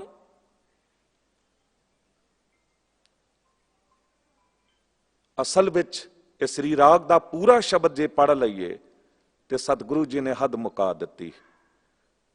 ਭਾਵੇਂ ਸਮੁੰਦਰ ਹੋਣ ਸਿਆਹੀ ਬਣ ਜਾਣ, ਸਾਰੀ ਵਨਸਪਤੀ ਜੰਗਲਾਂ ਦੇ ਜੰਗਲ ਕਲਮ ਬਣ ਜਾਣ, ਹਵਾ ਦੇ ਵੇਗ ਨਾਲ ਲਿਖਿਆ ਜਾਵੇ, ਕਿ ਤੇਰੇ ਗੁਣਾਂ ਦੀ ਕਦਰ ਪੈ ਜਾਵੇਗੀ? ਨਹੀਂ, ਤੂੰ ਤੇ ਬੇਅੰਤ ਹੈ, ਹਰ ਇੱਕ ਗੁਣ ਤੇਰਾ ਦਿੱਤਾ ਹੋਇਆ ਹੈ, ਤੂੰ ਗੁਣਵਾਚਕ ਹੈ, ਤੇਰਾ ਹਰ ਇੱਕ ਨਾਮ ਗੁਣਾਂ ਨਾਲ ਭਰਪੂਰ ਹੈ। ਇਸ ਕਰਕੇ ਗੁਰੂ ਅਮਰਦਾਸ ਸਾਹਿਬ ਜੀ ਕਹਿੰਦੇ ਨੇ ਕਿ ਸੱਚੇ ਨੂੰ ਸਾਲਾਹ, ਨਾਨਕ ਸੱਚਾ ਏਕ ਦਰ, ਬੀਬਾ ਪਰ ਹਰ ਆਏ। ਉਹ ਇੱਕ ਬਹੁਤ ਸੱਚਾ ਹੈ, ਉਹਦੇ ਵਰਗਾ ਦੂਜਾ ਕੋਈ ਹੈ ਹੀ ਨਹੀਂ, ਹੋ ਹੀ ਨਹੀਂ ਸਕਦਾ। ਇਹ ਵੱਡ ਉੱਚਾ ਹੋਵੇ ਕੋਏ ਤਿਸ ਉੱਚੈ ਕੋ ਜਾਣੈ ਸੋਏ, ਜਲ ਤੇ ਥਲ ਕਰ ਥਲ ਤੇ ਕੂਆਂ ਕੂਪ ਤੇ ਮੇਰ ਕਰਾਵੈ, ਧਰਤੀ ਤੇ ਆਕਾਸ਼ ਚੜਾਵੈ, ਚੜ੍ਹੇ ਆਕਾਸ਼ ਗਿਰਾਵੈ। ਕਿੰਨੀ ਕੁ ਵਡਿਆਈ ਉਹਦੀ ਕਰ ਲਾਂਗੇ ਜੇ ਉਹ ਕਿਸੇ ਨੂੰ ਸੁੰਦਰ ਬਣਾਉਣ ਤੇ ਆਵੇ। ਧੰਨ ਧੰਨ ਰਾਮਦਾਸ ਗੁਰ, ਜਿਨ ਸਿਰਿਆ ਤਨੈ ਸਵਾਰਿਆ, ਪੂਰੀ ਹੋਈ ਕਰਾਮਾਤ ਆਪ ਸਿਰਜਣਹਾਰੈ ਧਾਰਿਆ। ਗੁਰੂ ਰਾਮਦਾਸ ਸਾਹਿਬ ਜੀ ਨੂੰ ਇਤਨਾ ਸੋਹਣਾ ਬਣਾ ਦਿੱਤਾ, ਕੇਵਲ ਸਿਰਜਿਆ ਨਹੀਂ, ਸੰਵਾਰਿਆ ਤੇ ਸ਼ਿੰਗਾਰਿਆ ਵੀ। ਜਦ ਨਾ ਜਨਮ ਲੈਂਦੇ ਸਾਰ ਮਾਂ ਚਲਾਣਾ ਕਰ ਗਈ, ਪਿਤਾ ਵੀ 7-8 ਸਾਲ ਦੀ ਉਮਰ ਦੇ ਚਲਾਣਾ ਕਰ ਗਿਆ ਹਰਦਾਸ ਜੀ। ਲੋਕਾਂ ਨੇ ਕਿਹਾ ਕਿ ਯਤੀਮ ਅਨਾਥ ਬੱਚਾ ਹੈ, ਰੁੱਲ ਜਾਵੇਗਾ, ਤੇ ਕੀਤਾ ਵੀ ਇਹ ਸ਼ਰੀਕਾਂ ਨੇ। ਕਿਸੇ ਨੇ ਦਰਵਾਜ਼ਾ ਨਹੀਂ ਖੋਲਿਆ, ਬਾਂਹ ਨਹੀਂ ਫੜੀ ਵੀ ਇਹ ਬੱਚਾ ਤੇ ਸਾਡੇ ਉੱਤੇ ਬੋਝ ਹੋ ਜਾਵੇਗਾ। ਪਰ ਕਿਸ ਨੂੰ ਪਤਾ ਸੀ ਕਿ ਇੱਕ ਦਿਨ ਉਹ ਆਵੇਗਾ ਕਿ ਯਤੀਮ ਅਨਾਥ ਬੱਚਾ ਜਿਹਨੂੰ ਕਿਹਾ ਜਾ ਰਿਹਾ ਹੈ, ਉਹ ਬੈਠਾ ਸੋਢੀ ਪਾਤਸ਼ਾਹ ਰਾਮਦਾਸ ਸਤਿਗੁਰੂ ਕਹਾਵੈ ਬਣ ਜਾਣਗੇ। ਤੇ ਗੁਰੂ ਰਾਮਦਾਸ ਸਾਹਿਬ ਜੀ ਦੀ ਸਿਫਤ ਕਰਦਿਆਂ ਵੀ ਸ਼ਬਦ ਮੁੱਕ ਜਾਂਦੇ ਨੇ। ਡਿੱਠੇ ਸਭੇ ਥਾਉ ਨਹੀਂ ਤੁਧ ਜਿਹਿਆ, ਬੱਧੋ ਪੁਰਖ ਵਿਧਾਤੇ ਤਾਂ ਸੋਹਿਆ। ਉਹ ਜੋ ਦਰ ਬਣਾਇਆ ਨਾ ਗੁਰੂ ਰਾਮਦਾਸ ਸਾਹਿਬ ਜੀ ਨੇ, ਜਿਸ ਸੱਚਖੰਡ ਦਰਬਾਰ ਸਾਹਿਬ ਦੀ ਰਚਨਾ ਕੀਤੀ, ਉਹਦੀ ਵਡਿਆਈ ਬਿਆਨ ਕਰਨ ਲੱਗਿਆਂ ਲੋਕਾਂ ਕੋਲ ਸ਼ਬਦ ਮੁੱਕ ਜਾਂਦੇ ਨੇ। ਇੱਕ ਕਵੀ ਹੋਇਆ ਹਰਦਾਸ, ਤੇ ਬੜਾ ਸੁਣਦਾ ਹੁੰਦਾ ਸੀ ਦਰਬਾਰ ਸਾਹਿਬ ਬਾਰੇ। ਤੇ ਇੱਕ ਦਿਨ ਪੁੱਜ ਗਿਆ ਦਰਸ਼ਨ ਕਰਨ, ਜਦ ਦੀਦਾਰ ਕਰਨ ਪੁੱਜਿਆ, ਤੇ ਜਿਉਂ ਪਰਿਕਰਮਾ ਵਿੱਚ ਹੀ ਦਰਬਾਰ ਸਾਹਿਬ ਦੇ ਉਹਨੇ ਕਦਮ ਰੱਖਿਆ ਹੈ, ਉਹਦੇ ਅੰਦਰ ਉਹ ਸੁੰਦਰਤਾ, ਉਹ ਅੰਮ੍ਰਿਤ ਉਤਰਨ ਲੱਗ ਗਿਆ। ਜਦ ਦਰਬਾਰ ਸਾਹਿਬ ਪੁੱਜਿਆ, ਗੁਰੂ ਰਾਮਦਾਸ ਸਾਹਿਬ ਜੀ ਦੀ ਕਿਰਪਾ, ਬੈਠਣ ਨੂੰ ਵੀ ਜਗ੍ਹਾ ਮਿਲ ਗਈ। ਆਮ ਤੌਰ ਤੇ ਕਈ ਵਾਰੀ ਨਹੀਂ ਮਿਲਦੀ ਜਗ੍ਹਾ। ਬੈਠਿਆ ਤੇ ਉੱਠ ਹੀ ਨਾ ਸਕਿਆ। ਉਹ ਗੁਰੂ ਰਾਮਦਾਸ ਸਾਹਿਬ ਜੀ ਦੇ ਦਰ ਦੀ ਸੁੰਦਰਤਾ ਵੇਖ ਕੇ ਅਸ਼ ਕਰ ਉੱਠਿਆ। ਘੰਟਿਆਂ ਬੱਧੀ ਕੀਰਤਨ ਸੁਣਦਾ ਰਿਹਾ, ਤੇ ਜਦ ਬਾਹਰ ਨਿਕਲਿਆ ਤੇ ਕਵੀ ਹਿਰਦਾਸੀ 2 ਲਾਈਨਾਂ ਲਿਖ ਦਿੱਤੀਆਂ। ਦਰਬਾਰ ਸਾਹਿਬ ਨੂੰ ਸਮਰਪਿਤ ਉਹਨੇ ਲਿਖਿਆ, ਹਰ ਮੰਦਰ ਅਰ ਬੈਕੁੰਠ ਕੋ ਤੋਲ ਲਿਓ ਹਰਦਾਸ, ਹਰ ਮੰਦਰ ਅਰ ਬੈਕੁੰਠ ਕੋ ਤੋਲ ਲਿਓ ਹਰਦਾਸ, ਭਾਰੋ ਤੋ ਸੋ ਟਿਕ ਗਇਓ ਹੌਲੋ ਚੜਿਓ ਆਕਾਸ਼, ਭਾਰੋ ਤੋ ਸੋ ਟਿਕ ਗਇਓ ਹੌਲੋ ਚੜਿਓ ਆਕਾਸ਼। ਕਹਿੰਦੇ ਅੱਜ ਮੈਨੂੰ ਸਮਝ ਆਇਆ ਕਿ ਆਕਾਸ਼ ਦੇ ਬੈਕੁੰਠ ਦੀਆਂ ਗੱਲਾਂ ਲੋਕ ਕਰਦੇ ਨੇ, ਉਹ ਤੇ ਬੜਾ ਹੌਲਾ ਸੀ, ਕਿੱਥੇ ਗਵਾਚ ਗਿਆ, ਹੈ ਵੀ ਕਿ ਨਹੀਂ ਹੈ ਪਤਾ ਨਹੀਂ। ਪਰ ਅਸਲ ਬੈਕੁੰਠ ਤਾਂ ਇਹ ਹੈ, ਤਾਹਾਂ ਬੈਕੁੰਠ ਜਹ ਕੀਰਤਨ ਤੇਰਾ, ਤੂੰ ਆਪੇ ਸ਼ਰਧਾ ਲਾਹੇ। ਇਹ ਪਤਾ ਗੁਰੂ ਗ੍ਰੰਥ ਸਾਹਿਬ ਜੀ ਦਾ ਦਰਬਾਰ, ਇਹ ਗੁਰੂ ਹਰਕ੍ਰਿਸ਼ਨ ਬਾਲਾ ਪ੍ਰੀਤਮ ਸਾਹਿਬ ਜੀ ਦਾ ਦਰਬਾਰ, ਇਹ ਗੁਰੂ ਤੇਗ ਬਹਾਦਰ ਸਾਹਿਬ ਜੀ ਦਾ ਅਸਥਾਨ ਗੁਰਦੁਆਰਾ ਸੀਸਗੰਜ ਸਾਹਿਬ, ਇਹ ਇਤਿਹਾਸਕ ਸਥਾਨ ਫਤਿਹਗੜ੍ਹ ਸਾਹਿਬ ਦੁਨੀਆ ਨਤਮਸਤਕ ਹੁੰਦੀ ਆ ਕੇ, ਤੇ ਵੇਖਦਿਆਂ ਕਈ ਵਾਰੀ ਐਜ਼ ਏ ਹੈਡਗੰਥੀ ਗੁਰਦੁਆਰਾ ਸੀਸਗੰਜ ਸਾਹਿਬ ਉੱਥੇ ਦਾ ਸੇਵਾਦਾਰ ਹੋਣ ਦੇ ਨਾਤੇ ਲੋਕ ਆ ਕੇ ਗੱਲਾਂ ਕਰਦੇ ਨੇ, ਕਹਿੰਦੇ ਬਾਹਰ ਖੜੇ ਹੋ ਕੇ ਜਦ ਵੇਖਦੇ ਆ ਨਾ ਸੀਸਗੰਜ ਸਾਹਿਬ ਨੂੰ ਉੱਪਰ ਨਜ਼ਰ ਕਰਕੇ, ਤੇ ਕਹਿੰਦੇ ਅਸਮਾਨ ਨੂੰ ਛੂੰਦੀ ਹੋਈ ਇਹਦੀ ਵਡਿਆਈ ਤੇ ਉਚਾਈ ਨਜ਼ਰ ਆਉਂਦੀ ਹੈ। ਇਉਂ ਲੱਗਦਾ ਹੈ ਕਿ ਇਸ ਦੇਸ਼ ਦਾ ਇਹ ਸਿਰ ਹੈ, ਇਹ ਅਣਖ ਗੈਰਤ ਹੈ, ਇਹ ਮਾਣ ਹੈ। ਗੁਰੂ ਦੀ ਸੁੰਦਰਤਾ ਦੇ ਸਾਹਮਣੇ ਦੁਨੀਆ ਨਤਮਸਤਕ ਹੁੰਦੀ ਹੈ, ਸਿੱਖ ਦੀ ਸੁੰਦਰਤਾ ਦੇ ਸਾਹਮਣੇ ਦੁਨੀਆ ਨਤਮਸਤਕ ਹੁੰਦੀ ਹੈ। ਅੱਜ ਅੰਗਰੇਜ਼ ਫਿਲਾਸਫਰ ਵਿਦਵਾਨ ਦੁਨੀਆ ਨੂੰ ਕਹਿੰਦੇ ਨੇ ਕਿ ਦੁਨੀਆ ਦਾ ਸਭ ਤੋਂ ਕੋਈ ਸੁੰਦਰ ਮਨੁੱਖ ਹੈ ਤੇ ਉਹ ਇੱਕ ਸਿੱਖ ਹੈ। ਉਹ ਸਿੱਖ ਹੈ ਜਿਹਨੇ ਸਿੱਖੀ ਸਰੂਪ ਨੂੰ ਸੰਭਾਲਿਆ ਹੋਇਆ ਹੈ, ਜਿਹਨੇ ਸਿੱਖੀ ਸਰੂਪ ਨੂੰ ਸੰਭਾਲਿਆ ਹੋਇਆ ਹੈ। ਇਹ ਘਟਨਾ ਦਾ ਜ਼ਿਕਰ ਸ਼ਾਇਦ ਦਾਸ ਨੇ ਕਦੀ ਕੀਤਾ ਹੋਵੇ, ਚੇਤੇ ਆ ਗਈ, ਕਿਉਂਕਿ ਸੁੰਦਰਤਾ ਦੀ ਗੱਲ ਚੱਲ ਰਹੀ ਹੈ ਵਾਹਿਗੁਰੂ ਜੀ ਦੇ, ਤੇ ਉਹਨੇ ਹੀ ਮਨੁੱਖ ਨੂੰ ਸੁੰਦਰਤਾ ਦਿੱਤੀ ਹੈ। ਸਿੱਖ ਪੰਥ ਦੇ ਮਹਾਨ ਵਿਦਵਾਨ ਪ੍ਰਿੰਸੀਪਲ ਗੰਗਾ ਸਿੰਘ ਜੀ ਇੰਗਲੈਂਡ ਚਲੇ ਗਏ, ਕਥਾ ਕਰਦੇ ਸਨ, ਲੈਕਚਰ ਕਰਦੇ ਸਨ, ਦੁਨੀਆ ਮੋਹੀ ਜਾਂਦੀ ਸੀ, ਐਸ਼ ਕਰ ਉੱਠਦੀ ਸੀ। ਜਿੱਥੇ ਕਥਾ ਕਰ ਰਹੇ ਸਨ ਤੇ ਇੱਕ ਅੰਗਰੇਜ਼ ਨੌਜਵਾਨ ਲੜਕੀ ਅਤ ਸੁੰਦਰ, ਉਹ ਰੋਜ਼ ਕਥਾ ਸੁਣਨ ਆਉਂਦੀ ਸੀ, ਕਥਾ ਸੁਣਨ ਆਉਂਦੀ ਸੀ ਤੇ ਇਤਨੀ ਪ੍ਰਭਾਵਿਤ ਹੋਈ ਕਿ ਗੱਲਬਾਤ ਕਰਨ ਵੀ ਚਲੀ ਜਾਂਦੀ ਸੀ ਜਿੱਥੇ ਰਿਹਾਇਸ਼ ਸੀ। ਤੇ ਇੱਕ ਦਿਨ ਉਹਨੇ ਕਹਿ ਦਿੱਤਾ ਗੰਗਾ ਸਿੰਘ ਨੂੰ ਕਿ ਤੁਹਾਡਾ ਸਵਰੂਪ ਮੈਨੂੰ ਇਤਨਾ ਸੋਹਣਾ ਲੱਗਦਾ, ਇਤਨਾ ਸੁੰਦਰ ਲੱਗਦਾ ਹੈ ਕਿ ਮੈਂ ਤੁਹਾਡੇ ਨਾਲ ਵਿਆਹ ਕਰਵਾਉਣਾ ਚਾਹੁੰਦੀ ਹਾਂ। ਹੁਣ ਦੇਖੋ, ਡਿੱਗਦਿਆਂ ਦੇਰ ਨਹੀਂ ਲੱਗਦੀ, ਵੱਡੇ ਵੱਡੇ ਸੂਰਮੇ ਡਿੱਗਦੇ ਨੇ, ਤਿਲਕਦਿਆਂ ਦੇਰ ਨਹੀਂ ਲੱਗਦੀ। ਪਤਾ ਨਹੀਂ ਕੀ ਹੋਇਆ ਕਿ ਪ੍ਰਿੰਸੀਪਲ ਗੰਗਾ ਸਿੰਘ ਨੇ ਸੋਚਿਆ ਜੇ ਮੇਰੇ ਚਿਹਰੇ ਉੱਤੇ ਦਾੜਾ ਹੈ, ਕੇਸ ਨੇ, ਦਸਤਾਰ ਹੈ, ਤਾਂ ਮੈਂ ਇਸ ਨੂੰ ਇਤਨਾ ਸੋਹਣਾ ਲੱਗਦਾ ਤੇ ਕਿਉਂ ਨਾ ਮੈਂ ਕੇਸ ਕਤਲ ਕਰਵਾ ਲਿਆ, ਜਿਸ ਤਰ੍ਹਾਂ ਦੁਨੀਆ ਕਰਦੀ ਹੈ, ਮੈਂ ਹੋਰ ਜ਼ਿਆਦਾ ਸੋਹਣਾ ਲੱਗਾਂਗਾ, ਤੇ ਕੇਸ ਕਤਲ ਕਰਵਾ ਲਏ। ਦੂਜਾ ਦਿਨ ਹੋਇਆ, ਜਦ ਉਹੀ ਲੜਕੀ ਉੱਥੇ ਪੁੱਜੀ ਤੇ ਦਰਵਾਜ਼ਾ ਖੜਕਾਇਆ, ਅੰਦਰੋਂ ਗੰਗਾ ਸਿੰਘ ਨਿਕਲੇ ਤੇ ਹੈਰਾਨ ਹੋ ਕੇ ਉਸ ਲੜਕੀ ਨੇ ਵੇਖਿਆ, ਪਛਾਣ ਤੇ ਲਿਆ ਗੰਗਾ ਸਿੰਘ ਹੈ, ਪਰ ਕਹਿ ਦਿੱਤਾ ਮੈਂ ਗੰਗਾ ਸਿੰਘ ਨੂੰ ਮਿਲਣ ਆਈ ਹਾਂ, ਗੰਗਾ ਸਿੰਘ ਕਿੱਥੇ ਹੈ? ਉਹਨੇ ਕਿਹਾ ਮੈਂ ਹੀ ਤੇ ਹਾਂ ਗੰਗਾ ਸਿੰਘ। ਕਹਿੰਦੇ ਨਹੀਂ, ਤੂੰ ਉਹ ਗੰਗਾ ਸਿੰਘ ਨਹੀਂ ਹੋ ਸਕਦਾ। ਜੋ ਸਵਰੂਪ ਮੈਨੂੰ ਸੋਹਣਾ ਲੱਗਦਾ ਸੀ ਉਹ ਸਤਿਗੁਰੂ ਗੁਰੂ ਗੋਬਿੰਦ ਸਿੰਘ ਸਾਹਿਬ ਜੀ ਦਾ ਦਿੱਤਾ ਸਵਰੂਪ ਸੀ, ਮਾਲਕ ਵਾਹਿਗੁਰੂ ਜੀ ਦਾ, ਉਸ ਗੌਡ ਦਾ ਦਿੱਤਾ ਹੋਇਆ ਸਵਰੂਪ ਸੀ।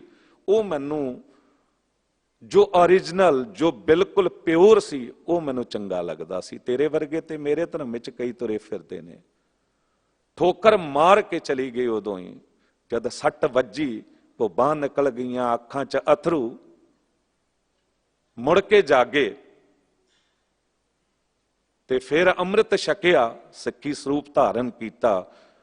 ਤੇ ਇਤਨੇ ਮਹਾਨ ਵਿਦਵਾਨ ਕਿ ਉਹਨਾਂ ਦੀ ਕਿਤਾਬਾਂ ਪੜ੍ਹ ਕੇ ਸਾਡੇ ਵਰਗੇ ਕਥਾਵਾਚਕ ਕਥਾ ਕਰਦੇ ਨੇ।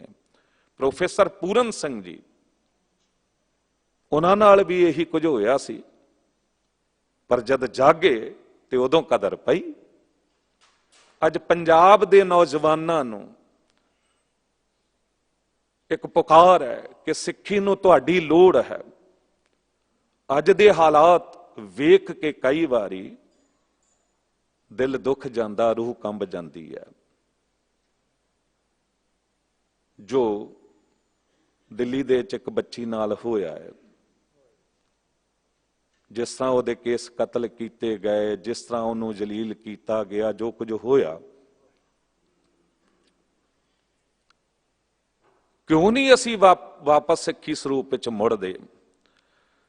ਜੇ ਅੱਜ ਦਾ ਸ਼ਲੋਕ ਸਿਫਤ ਸਲਾਂਘਾ ਕਰ ਰਿਹਾ ਹੈ ਮਾਲਕ ਵਾਹਿਗੁਰੂ ਜੀ ਦੀ, ਤੇ ਮਾਲਕ ਵਾਹਿਗੁਰੂ ਜੀ ਤੋਂ ਜ਼ਿਆਦਾ ਸਿਆਣੇ ਤੇ ਅਸੀਂ ਨਹੀਂ ਹਾਂ। ਜੇ ਉਹਨੇ ਦਸਤਾਰ ਦਿੱਤੀ, ਉਦਾਹਰਣ ਦੇਣੇ ਪੈਂਦੇ ਨੇ ਕਈ ਵਾਰੀ ਨਾ ਦੁਨਿਆਵੀ ਵੀ। ਯਾਦ ਰੱਖਣਾ, ਸਿਰ ਦਾ ਤਾਜ ਹੈ ਦਸਤਾਰ। ਤੇ ਇਹ ਰਾਜੇ ਮਹਾਰਾਜੇ ਬੰਦੇ ਹੁੰਦੇ ਸਨ, ਬਾਦਸ਼ਾਹ ਬੰਦੇ ਹੁੰਦੇ ਸਨ। ਆਮ ਬੰਦਾ ਜੁਰਤ ਨਹੀਂ ਕਰ ਪਾਉਂਦਾ ਸੀ ਬਾਦਸ਼ਾਹ ਇਹ ਪੱਗ ਬੰਨਣ ਦੀ। ਸਿਰ ਕਲਮ ਕਰ ਦਿੱਤੇ ਜਾਂਦੇ ਸਨ ਮੁਗਲਾਂ ਵੇਲੇ, ਜੇ ਕਿਤੇ ਕੋਈ ਨਾ ਦਸਤਾਰ ਪੱਗ ਬੰਨ ਕੇ ਬਾਦਸ਼ਾਹ ਦੇ ਸਾਹਮਣੇ ਚਲਾ ਜਾਵੇ। ਪਰ ਗੁਰੂ ਨੇ ਸਾਨੂੰ ਇਹ ਸਰਦਾਰੀਆਂ ਦਿੱਤੀਆਂ, ਇਹ ਦਸਤਾਰਾਂ ਪੱਗਾਂ ਦਿੱਤੀਆਂ। ਕੋਈ ਸਮਾਂ ਸੀ ਦਸਤਾਰ ਬੰਨ ਕੇ ਜੇ ਕਿਸੇ ਇਲਾਕੇ ਤੋਂ ਕੋਈ ਚੌਧਰੀ ਆਮ ਵੀ ਨਾ ਨਿਕਲ ਜਾਵੇ, ਭਾਵੇਂ ਸਿੱਖ ਨਾ ਹੋਵੇ ਪਰ ਪੱਗ ਬੰਨੀ ਹੈ, ਤੇ ਲੋਕ ਝੁੱਕ ਕੇ ਸਲਾਮ ਕਰਦੇ ਨੇ ਵੀ ਇਹਨੇ ਦਸਤਾਰ ਬੰਨੀ ਹੈ, ਕੋਈ ਆਗੂ ਬੰਦਾ ਹੈ। ਸਿਰ ਦੀ ਦਸਤਾਰ, ਮੈਂ ਹੈਰਾਨ ਹੋਇਆ ਕਿ ਦੇਸ਼ ਦੇ ਪ੍ਰਧਾਨ ਮੰਤਰੀ ਦੀ ਇੱਕ ਤਸਵੀਰ ਅਚਾਨਕ ਕੱਲ ਪਰਸੋਂ ਮੇਰੇ ਸਾਹਮਣੇ ਆਈ ਪਟਨਾ ਸਾਹਿਬ ਦੀ, ਜਦ ਗੁਰੂ ਗੋਬਿੰਦ ਸਿੰਘ ਸਾਹਿਬ ਜੀ ਦਾ ਪ੍ਰਕਾਸ਼ ਗੁਰਪੁਰਬ ਮਨਾਇਆ। ਯੂਪੀ ਦੇ ਮੁੱਖ ਮੰਤਰੀ ਦੀ ਇੱਕ ਦਸਤਾਰ ਵਾਲੀ ਫੋਟੋ ਸਾਹਮਣੇ ਆਈ। ਹਾਲਾਂਕਿ ਜੇ ਕੋਈ ਸਾਡੇ ਉਹਨਾਂ ਮਹਾਨ ਸਰਬੰਸਦਾਨੀ ਸਤਿਗੁਰੂ ਤੇ ਸਾਹਿਬਜ਼ਾਦਿਆਂ ਦੀ ਕਦਰ ਕਰੇ ਤੇ ਸਾਨੂੰ ਐਪਰੀਸ਼ੀਏਟ ਕਰਨਾ ਚਾਹੀਦਾ ਹੈ। ਵਾਕਈ ਕਮਾਲ ਦਾ ਉਹ ਬੋਲ ਰਹੇ ਸਨ ਕਿ ਮੁਗਲਾਂ ਵੇਲੇ, ਬਾਬਰ ਦੇ ਵੇਲੇ ਤੋਂ ਗੁਰੂ ਨਾਨਕ ਦੇਵ ਸਾਹਿਬ ਜੀ ਤੇ ਸਿੱਖਾਂ ਨੇ ਗੁਰੂ ਗੋਬਿੰਦ ਸਿੰਘ ਸਾਹਿਬ ਤੱਕ ਇੱਕ ਇੱਕ ਕਰਕੇ ਉਹਨਾਂ ਨਾਲ ਟੱਕਰ ਲਈ ਤੇ ਅਖੀਰ ਮੁਗਲਾਂ ਦੇ ਜ਼ੁਲਮ ਤੋਂ ਇਸ ਦੇਸ਼ ਨੂੰ ਬਚਾਇਆ। ਜਾਣਦੇ ਤੇ ਨੇ ਨਾ ਉਹ, ਅਸੀਂ ਪੂਰੇ ਦੇਸ਼ ਨੂੰ ਕਿਉਂ ਨਹੀਂ ਦੱਸ ਪਾ ਰਹੇ ਹਾਂ? ਜੇ ਅਸੀਂ ਸਭ ਵਿੱਚੋਂ ਪ੍ਰਮਾਤਮਾ ਵਾਹਿਗੁਰੂ ਨੂੰ ਵੇਖਦੇ ਹਾਂ, ਜੋ ਗੁਰੂ ਅਮਰਦਾਸ ਸਾਹਿਬ ਸਤਿਗੁਰੂ ਅੱਜ ਵੀ ਕਹਿ ਰਹੇ ਨੇ, ਨਾਨਕ ਜਹ ਜਹ ਮੈਂ ਫਿਰੂੰ ਤਹ ਤਹ ਸਾਚਾ ਸੋਏ। ਮੈਂ ਜਿੱਧਰ ਜਿੱਧਰ ਵੇਖਦਾ ਫਿਰਦਾ ਮੈਨੂੰ ਤੇ ਸਦਾ ਕਾਇਮ ਰਹਿਣ ਵਾਲਾ ਮਾਲਕ ਵਾਹਿਗੁਰੂ ਹੀ ਨਜ਼ਰ ਆਉਂਦਾ, ਕਿਉਂਕਿ ਮੈਨੂੰ ਗੁਰੂ ਨਾਨਕ ਦੇਵ ਸਾਹਿਬ ਜੀ ਨੇ ਉਹ ਨਜ਼ਰ ਦੇ ਦਿੱਤੀ ਹੈ। ਆਪ ਗੁਰੂ ਨਾਨਕ ਨੇ, ਗੁਰੂ ਅਮਰਦਾਸ ਸਾਹਿਬ ਜੀ, ਮਾਲਕ ਵਾਹਿਗੁਰੂ ਜੀ ਨੇ ਉਹ ਅੱਖ ਦਿੱਤੀ ਹੈ। ਜੋ ਭਾਈ ਸਾਹਿਬ ਭਾਈ ਨੰਦ ਲਾਲ ਸਾਹਿਬ ਜੀ ਕਹਿੰਦੇ, ਦਿਲ ਅਗਰ ਦਾਨਾ ਬਬਦ ਅੰਦਰ ਕਿਨਾਰਸ਼ ਯਾਰ ਹਸਤ ਚਸ਼ਮ ਗਰ ਬੀਨਾ ਬਬਦ ਹਰ ਤਰਫ ਦੀਦਾਰ ਹਸਤ। ਹਰ ਵਿੱਚੋਂ ਮੈਨੂੰ ਦੀਦਾਰ ਹੁੰਦੇ ਨੇ ਪਰਮਾਤਮਾ ਵਾਹਿਗੁਰੂ ਜੀ ਦੇ। ਉਹ ਵੇਖਣ ਵਾਲੀ ਅੱਖ ਹੋਵੇ ਤੇ ਹਰ ਪਾਸੇ ਉਹਨੂੰ ਵੇਖਿਆ ਜਾ ਸਕਦਾ ਹੈ। ਦਿਲ ਵਿੱਚ ਤਾਂਘ ਹੋਵੇ ਪਿਆਰੇ ਨੂੰ ਵੇਖਣ ਦੀ, ਉਹ ਹਰ ਪਾਸੇ ਵੇਖਿਆ ਜਾ ਸਕਦਾ ਹੈ। ਪਰ ਜੇ ਅਸੀਂ ਆਪਣੇ ਮਾਂ-ਬਾਪ ਵਿੱਚੋਂ ਹੀ ਨਾ ਵੇਖ ਸਕੀਏ, ਗੁਆਂਢੀਆਂ ਵਿੱਚੋਂ ਕਿੱਥੇ ਵੇਖ ਸਕਾਂਗੇ? ਪਰ ਸਾਨੂੰ ਤਾਂ ਅੱਖ ਦਿੱਤੀ ਹੈ ਵੇਖਣ ਵਾਲੀ, ਅਸੀਂ ਵੇਖਦੇ ਹਾਂ। ਖਾਲਸੇ ਦੇ ਸਿਰਜਣਹਾਰ ਸਤਿਗੁਰੂ ਸਾਹਿਬ ਗੁਰੂ ਗੋਬਿੰਦ ਸਿੰਘ ਸਾਹਿਬ ਜੀ ਦੇ ਸਾਹਮਣੇ ਖਾਲਸਾ ਫੌਜ ਦੇ ਸੈਨਾਪਤੀ ਨੇ ਸ਼ਸਤਰ ਉਤਾਰ ਕੇ ਰੱਖ ਦਿੱਤੇ ਇੱਕ ਘਟਨਾ, ਤੇ ਕਿਹਾ ਸਤਿਗੁਰੂ ਅਸੀਂ ਕਿਸ ਤਰ੍ਹਾਂ ਜਿੱਤ ਸਕਦੇ ਹਾਂ ਜੇ ਸਾਡੇ 'ਚ ਗੱਦਾਰ ਮੌਜੂਦ ਨੇ। ਸਤਿਗੁਰੂ ਨੇ ਕਿਹਾ ਹੋਸ਼ ਸੰਭਾਲ ਸਿੰਘਾ, ਕੀ ਗੱਲ ਕਰਦਾ ਹੈ? ਮੇਰੇ ਸਿੰਘ ਤੇ ਗੱਦਾਰ? ਸਤਿਗੁਰੂ ਮੈਂ ਆਪ ਆਪਣੀ ਅੱਖਾਂ ਨਾਲ ਵੇਖਿਆ ਹੈ, ਮਾਰ ਸ਼ਸਤਰ ਖਾਲਸਾ ਜੋ ਧਰਤੇ ਢਾਉਂਦਾ 11 ਪਿਲਾ ਪਾਣੀ ਫਿਰ ਰਣ ਚ ਡਾਉਂਦਾ। ਮੈਂ ਤੇ ਭਾਈ ਕਨਈਆ ਨੂੰ ਵੇਖਿਆ, ਅਸੀਂ ਬੜੇ ਯਤਨਾਂ ਨਾਲ ਖਾਲਸਾ ਫੌਜ ਜ਼ਾਲਮਾਂ ਨੂੰ ਧਰਤੀ ਤੇ ਸੁੱਟਦੀ ਹੈ ਵਾਰ ਕਰਕੇ, ਉਹ ਪਾਣੀ ਪਿਵਾ ਕੇ ਤੇ ਫੇਰ ਤਰੋਤਾਜ਼ਾ ਕਰ ਦਿੰਦਾ। ਸਤਿਗੁਰੂ ਮੁਸਕਰਾਏ, ਜਾਣਦੇ ਸਨ ਉਸ ਅਵਸਥਾ ਨੂੰ, ਪਰ ਸਮਝਾਉਣਾ ਸੀ। ਸੈਨਾਪਤੀ ਨੂੰ ਬੁਲਾਇਆ, ਭਾਈ ਕਨਈਆ ਜੀ ਹੱਥ ਜੋੜ ਕੇ ਸਾਹਮਣੇ ਖੜੇ ਨੇ। ਸਿੰਘਾ, ਫੌਜਦਾਰ ਕਹਿੰਦਾ ਹੈ ਕਿ ਤੂੰ 11 ਨੂੰ ਪਾਣੀ ਪਿਆਉਂਦਾ। ਹੱਥ ਜੁੜੇ ਕਿਹਾ, ਮੈਂ ਪਿਲਾਵਾਂ ਗੈਰ ਨੂੰ ਪਾਣੀ, ਹੈ ਭੁੱਲਾ ਜਿਸ ਇਹ ਕਿਹਾ, ਕਿਉਂ ਨਾ ਹਰ ਮੁਖ ਚੋਂ ਆਵਾਂ ਤੂੰ ਹੀ ਤੂੰ ਜਦ ਦਿਸ ਰਿਹਾ, ਕਿਉਂ ਨਾ ਹਰ ਮੁਖ ਚੋਂ ਆਵਾਂ ਤੂੰ ਹੀ ਤੂੰ ਜਦ ਦਿਸ ਰਿਹਾ। ਤੂੰ ਹੀ ਤੂੰ ਦਿਸ ਰਿਹਾ ਸਾਰਿਆਂ ਵਿੱਚੋਂ, ਮੈਂ ਕੀ ਕਰਾਂ? ਪੱਥਰ ਤੇ ਪਰਬਤ ਸੋਹਣੇ, ਨਦੀਆਂ ਜੋ ਨਿਰਮਲ ਨੀਰ ਹੈ, ਮੈਂ ਨੀਝ ਲਾ ਕੇ ਦੇਖਿਆ ਹਰ ਥਾਂ ਤੇਰੀ ਤਸਵੀਰ ਹੈ। ਮੈਨੂੰ ਤੇ ਕੁਦਰਤ ਦੇ ਹਰ ਇੱਕ ਨਜ਼ਾਰੇ ਵਿੱਚੋਂ ਤੂੰ ਨਜ਼ਰ ਆਉਂਦਾ ਹੈ। ਤਾਂ ਹੀ ਤਾਂ ਵਾਹਿਗੁਰੂ ਸ਼ਬਦ ਮਿਲਿਆ ਨਾ। ਉਹਦੀ ਬਣਾਈ ਕਾਇਨਾਤ ਨੂੰ ਵੇਖ ਕੇ, ਉਹਦੀ ਕੁਦਰਤ ਨੂੰ ਵੇਖ ਕੇ ਵਾਹ ਨਿਕਲ ਜਾਂਦੀ, ਵਾਹ ਗੁਰੂ ਤੂੰ ਇਹ ਕੁਝ ਕਰ ਸਕਦਾ ਹੈ। ਉਹ ਜੋ ਮਾਲਕ ਵਾਹਿਗੁਰੂ ਹੈ, ਅੱਜ ਗੁਰੂ ਅਮਰਦਾਸ ਸਾਹਿਬ ਜੀ ਇਸ ਸ਼ਲੋਕ ਵਿੱਚ ਕਹਿ ਰਹੇ ਨੇ ਕਿ ਜਿਸ ਪਾਸੇ ਮੈਂ ਫਿਰਦਾ, ਜਿੱਧਰ ਵੇਖਦਾ ਤੂੰ ਹੀ ਤੂੰ ਨਜ਼ਰ ਆਉਂਦਾ।